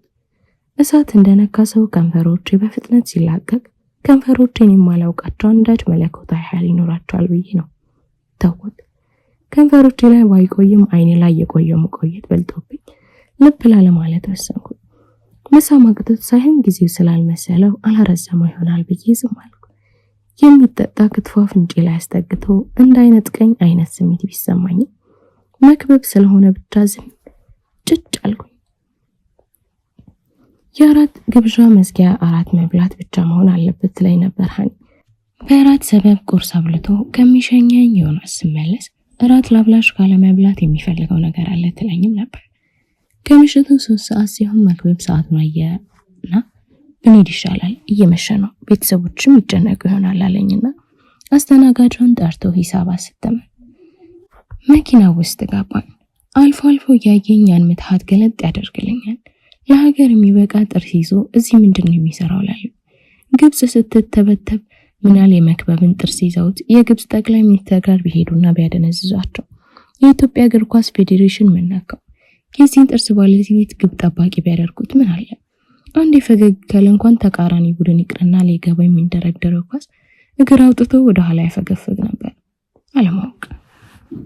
ቤቱ እንደደረስኩኝ ግንባሬን ሳመኝና ከመኪናው ወረድኩ። ግቢያችንን ማንኳኳስ ጀመር። ሞተሩን አስነሳ። መኪናው ከአይኔ ሲሰወር ሀኒ ጭንቅላቴ ላይ ተንሰራፋ። ቤት ስገባ እህት እያጠናች፣ አባቴ ደግሞ ዜና ከሚዘገበው ጋዜጠኛ ፊት ለፊት ተቀምጠው ያንቀላፋ ነበር። እራት በልተናል ቢሉም እድል ስፔሻል የሚባለው ምግቤን ሰርቼ ካልበላችሁ ብዬ አስጨነቅኳቸው። በሉልኝ ዛሬ ጫን ያለው ነው እባክሽ፣ ምን ተገኛለ? አባቴ ደስ ብሎኝ ነው እንዲሁ እስቲ መርቀኝ አልኩትና ጉልበቱ ላይ ተደፋው። እድሜ ይስጥሽ፣ ጤና አይንሳሽ፣ ልብሽ ይጠብቅልሽ፣ እመቤቴ በፈረሰው ጎንሽ ትቁም አለኝና አይን ውስጥ የተጠራቀመውን እንባ ገባጋቢ ያደረገ። የፈረሰው ጎንሽ ያለው ጋር እስኪደርስ ደህና ነበርኩ። ካጎነበስኩበት ተነስቼ አቀፍኩት። ሳቅፎ ባሰበት። እሱም የሚመርቀው አቶ እንጂ የፈረሰበት ጎን እንዳለው ትዝ አለኝ። እንደኔ እኔ ህይወት ሰፊ ካሬ ያላት መሬት ናት። የፈረሰ ጎናችንን ተወርታ አድርገን ሌላ ማንነት ለመንጋባት የሚያስችል ትርፍ ቦታ አለ። የፈረሰው እስኪጠገም መጠበቅ ሞኝነት ነው። እሱ የሚጠገነው ጊዜ ተባለ መሐንዲስ ነው። ሌላው ካሬ ግን የኛ ኃላፊነት ነው። ከትዳር ጋር የተያያዘ ምርቃት የለህም አባዬ አልኩት ከቅፉ ሳልወጣ። አንድም ለመመረቅ ደግሞ መላቀሳችንን ረስሙ። ለእህቴ ጥያቄዎች አሳልፌ እንዳልሰጥ ከት ብሎ ሳቀና እረ ሞልቶ አለናሽ ወደቆሩ። ጉልበቱን ስሜት ተነሳ። ቡና ካላፈላው ሞቼ ይገኛል ስለው 5 ሰዓት እያለፈ ነበር። ውቃቢ እንዳለበት ሰው በጠራራ ሌሊት አለ። ከላይ የወደቀውን የጋቢ ክፍል ወደ የቦታው እየመለሰ መች 6 ሰዓት ሆነ አባዬ ደግሞ ብዬ እንደማክረፍስ እንዳፈላ ፈቀደልኝ። ፊትሽ ሁሉ ፈካ፣ የሰጠሽ አምላክ ይመስገናል። አቦል ቡናውን እየተጎነጨ አተኛኘቴ ሬሳ ነበር። የእህቴ አቀሳቀስ ደግሞ ሬስ የሚያስሮጥ ነበር። የተጣጠፈ ወረቀት በእጅ የሰጠችኝና እያለከለከች ማውራት ጀመረች። እድል የሆነች ተለቅ ያለች ሴትዮ ናት ለእህትሽ ስላት ብላ የሰጠችኝ ነጠላ ነበር አጥር ያለች እንዳለችኝ ካልጌ ተስፈንጥሬ ተነሳው። አባታችን ቤት አልነበረም። እጇን እየጎተት ጉዣት ወጣ። ቤት በኩል ነው ሄደችው ታስታውሻለሽ አልኳት በተጣጠፈ ሰው ድምጽ። ሰታኝ ታጠፈች ባለችኝ መንገድ ታጠፍኩና ከአራት መንታ መንገድ ላይ ተፈጠርኩ። አንቺ በዚህኛው ሂጂ እኔ ደግሞ በዚህ ብዬ ከአራት መንታ 2 መንገድ መረጥኩ። በህይወቴ እንደዚህ ሮጥኩበትን ቀን አላስታውስም። ልቤ ለተፈነዳ አንድ ሐሙስ እስኪቀራስ ድረስ ሮጥኩ። ከእንባ ጋር ሮጥኩ። ከትላንቴ ጋር እጅ ለእጅ ተያይዤ ሮጥኩ። አላገኘኋትም። ምንም አይነት ነገር ቢመጣ ከዚህ የሚከብድ አይመስለኝም። ከዛን ቀን በላይ ከባድ ምሽት የሚኖር አይመስለኝም። እጃቸውን ይዤ እያለቀስኩኝ ነበር። በተኛሁበት ይቅርታ እየጠየኳቸው ነበር። በብርሃን አይናቸውን እያዩ ማድረግ አልቻልኩም። ጥያችሁ ልሄድ ነው የሚል መርዶ የሚሆን ይቅርታ ይኖራል። ካሁን በኋላ አይኔን ስለማታዩት ይቅር በሉኝ ይባላል። ለረጅም ሰዓት እያየኋችሁ ነው። ስትተኙ ደግሞ ይበልጥ ታሳሱ ነበር። እንቅልፋችሁ ላይ እምነት ነበር። ስትነቁ ሁሉም ነገር እንደሚቀጥል የሚነግራችሁ እምነት። ለምን እውነቱን አልነገርኳችሁ? የምልበት ቀን አበዛዙን አታውቂም እድሏ፣ የሆንኩትን አታውቂም እድሏ። ስንት ቀን እግሬን አንስቼ እንደመለስኩት አታውቂም ልጄ። አንድ እቅፊያችሁ ለመመለስ የጸለይኩት ጸሎት አታውቂም ልጄ። ለልደታችሁ ሻማ እንደማበራ ፎቶአችሁን በትልቁ እንደሰቀልኩኝ የብቻ ቤት ያድባር እናንተ እንደሆናችሁ አታውቂም የኔ ልጅ። ከአመታት በኋላ ተመልሼ ልመጣ ሻንጤን ሸክፌ ነበር። እንዳትጎዱብኝ ብዬ ታውኩት እንጂ ይቅር በሉኝ ልጆቼ፣ ይቅር በሉኝ። አልመጣም፣ አትጠብቁኝ፣ እወዳችኋለሁ ብሎ የሚዘጋ ደብዳቤ አንብቤ ለእህቴ ሰጠኋት። ስለ እናቷ የማወቅ መብቷን ከዚህ በላይ ልጋፋት አልፈለኩም። መምጣት ይጎዳችኋል ነው ያለችው አይደል? አሁን ማን ይሙት ለዘመናት ከእናት መለየት ቆዳ ተልጦ ጨው እንደተነሰነበበት ሰውነት እንደሚለበልብ ጠፍቷት እንደዚህ ይደረጋል። አልመጣም ማለት ይህ ጊዜ ይጠበቃል። እውነቱ ግን ራስ ወዳድ መሆኗ ላይ ነው። የልጆቿን እንባና ድንጋጤ በአይኗ ማየት የሚፈጥርባትን ከባድ ስሜት ለማምለጥ ነው። ሁላችንም እንዲህ አይደለም የምናደርገው። እኛ ሳናይ ስለሚወዱት ዘለላዎች ማሰብ አንፈልግም። ብቻ ማምለጥ፣ ብቻ መፈርጠጥ።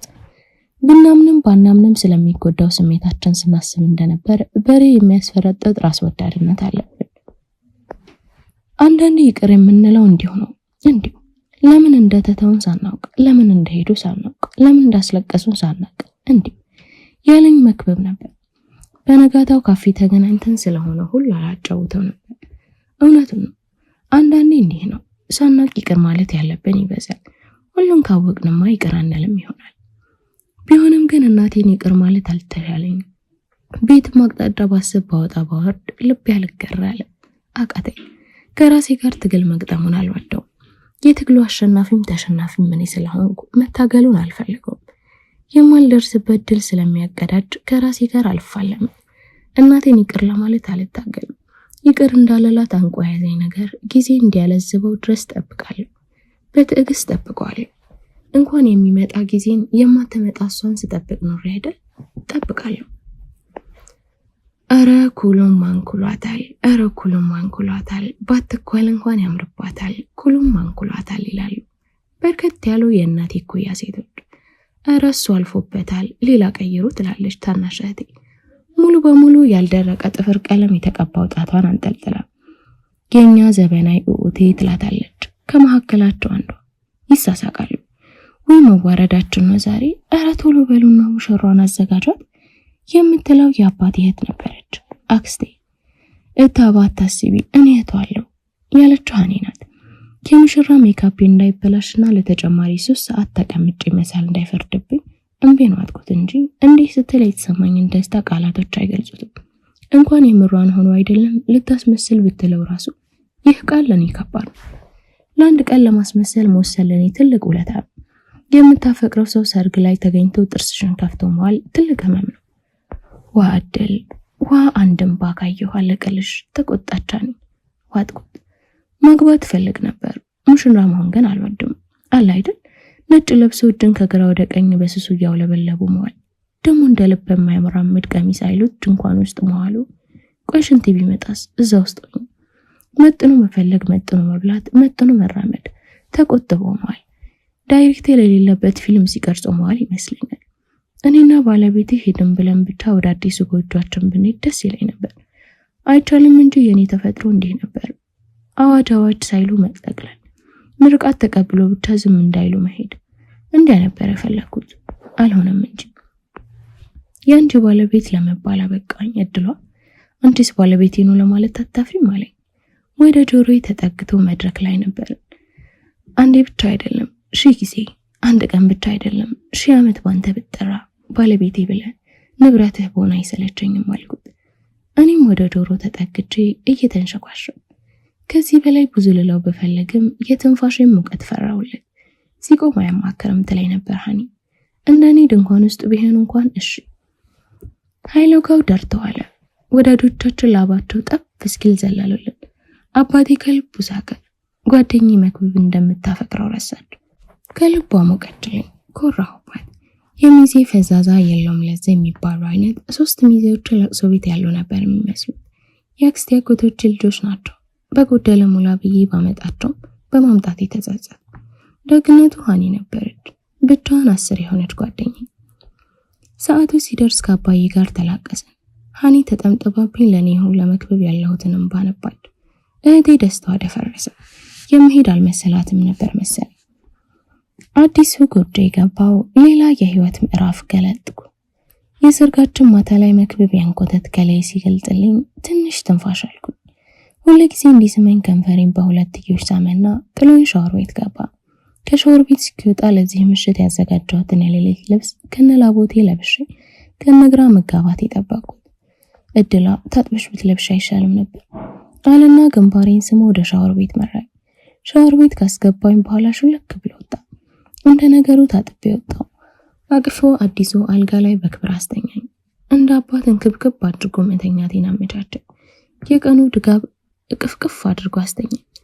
ኃይሎጋ እያሉ አውለውን የራሳችን ኃይሎጋ ሳንጨፍር ነበር። በነጋታው ጫጉላችንን አንድ ብለን ጀመረ። እዚህ ጋር ነው ችግር የተፈጠረው። ጠረኑ መጣ። ተከፍቶ ይኖረን ግቢ ሁሉም ቆሻሻውን ያራገፍበታል ስላት አስታውሳለሁ እህቴ።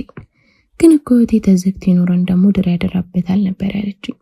ድር እኮ መድኃኒት አለው። ቁስልን ለዘብ ያደርጋል። ላጽዳህ ብትዩን በእጅ ይልሻል። የዘመናት ቆሻሻን ዞር ብታደርጊ እንኳን ጠረኑ ከርቤ የማይበቃው። ከእህቴ ጋር የተነጋገርነው አንድ በአንድ መጣብኝ። ጠረኑ መጣ። አደባባይ ቤቴን ከፍቼ ያስገባሁት ቆሻሻ ክርፋቱ ላፍንጬ ከበደ። ከመክብብ ጋር ደስተኛ ልሆን አልቻልኩም። ከዕለት ዕለት አልጋ ላይ የሚካሄደውን የጨዋ ጨዋታ ልወደው አልቻልኩም። መክብብ ሰንፎ አይደለም። እኔ ማየት የሌለብኝን ሳይኖሬ መንካት የሌለብኝን ስነካ ኖሬ ነው። ሳግበሰብስ ኖሬ ምጥን አልበቃሽ ብሎኝ ነው። እስፕሬስ ስጠጣ ኖሬ በብርቱካን አረካ ብዬ ነው። ጠረኑ መጣ። ያ ጠረን መጣ። ከርቤ የማያለዝበው ክፉ ጠረን ቤቴን ሊያፈርስ መጣ። በወር 28ቱን ቀን የተፈጥሮ ግዴታ ላይ ማለት ጀመር። 2ቱን ቀን ደግሞ ወይ ሰንበት ነው ወይ አመቱ ገብርኤል ነው እያልኩ ማምለጥ ያዝኩ። ለሰው አይነግሩ ዕዳ ሆነብኝ። ተበደልኩ አለል ነገር የራሴን በለስ ዕዳ ሆነብኝ። ዮናስ እባብ ሆኖ ወደ አፌ ሰደደው በለስ የለመድኩትን ኦቨርዶስ ህይወቴን ሰደድ ውስጥ ጨመረው። ለማንም ትንፍሽ አላልኩም። ዝም እንዳልኩኝ የንስሐ አባት ያስኩኝ። እየተሸማቀቅኩ ከሐስከፋ ያደረኩትንና ይዞብኝ የመጣውን ጣጣ ተናዘዝኩ። በርከክ ብዬ አታዋርደኝ አልኩት አምላኬን። አደራህን የባሏ ዘውድ አድርገኝ አልኩት። ትናንት ኃይሎጋ ያሉኝ ፊት ከስሬ እንዳልመለስ አልኩት። በመጨረሻም ጀበና ሙሉ ጠጥቼ ህይወት አልሆነልኝም። አቦል ይበቃኛል። አተሌ ተደፋበት ትላንቴን አጸዳልኩት። አጸዳልኝ። ተፈጸመ። ቻናላችንን ላይክ፣ ሼር፣ ሰብስክራይብ በማድረግ ለወዳጅ ዘመድ ያጋሩ። ስለምትከታተሉን ከልብ እናመሰግናለን።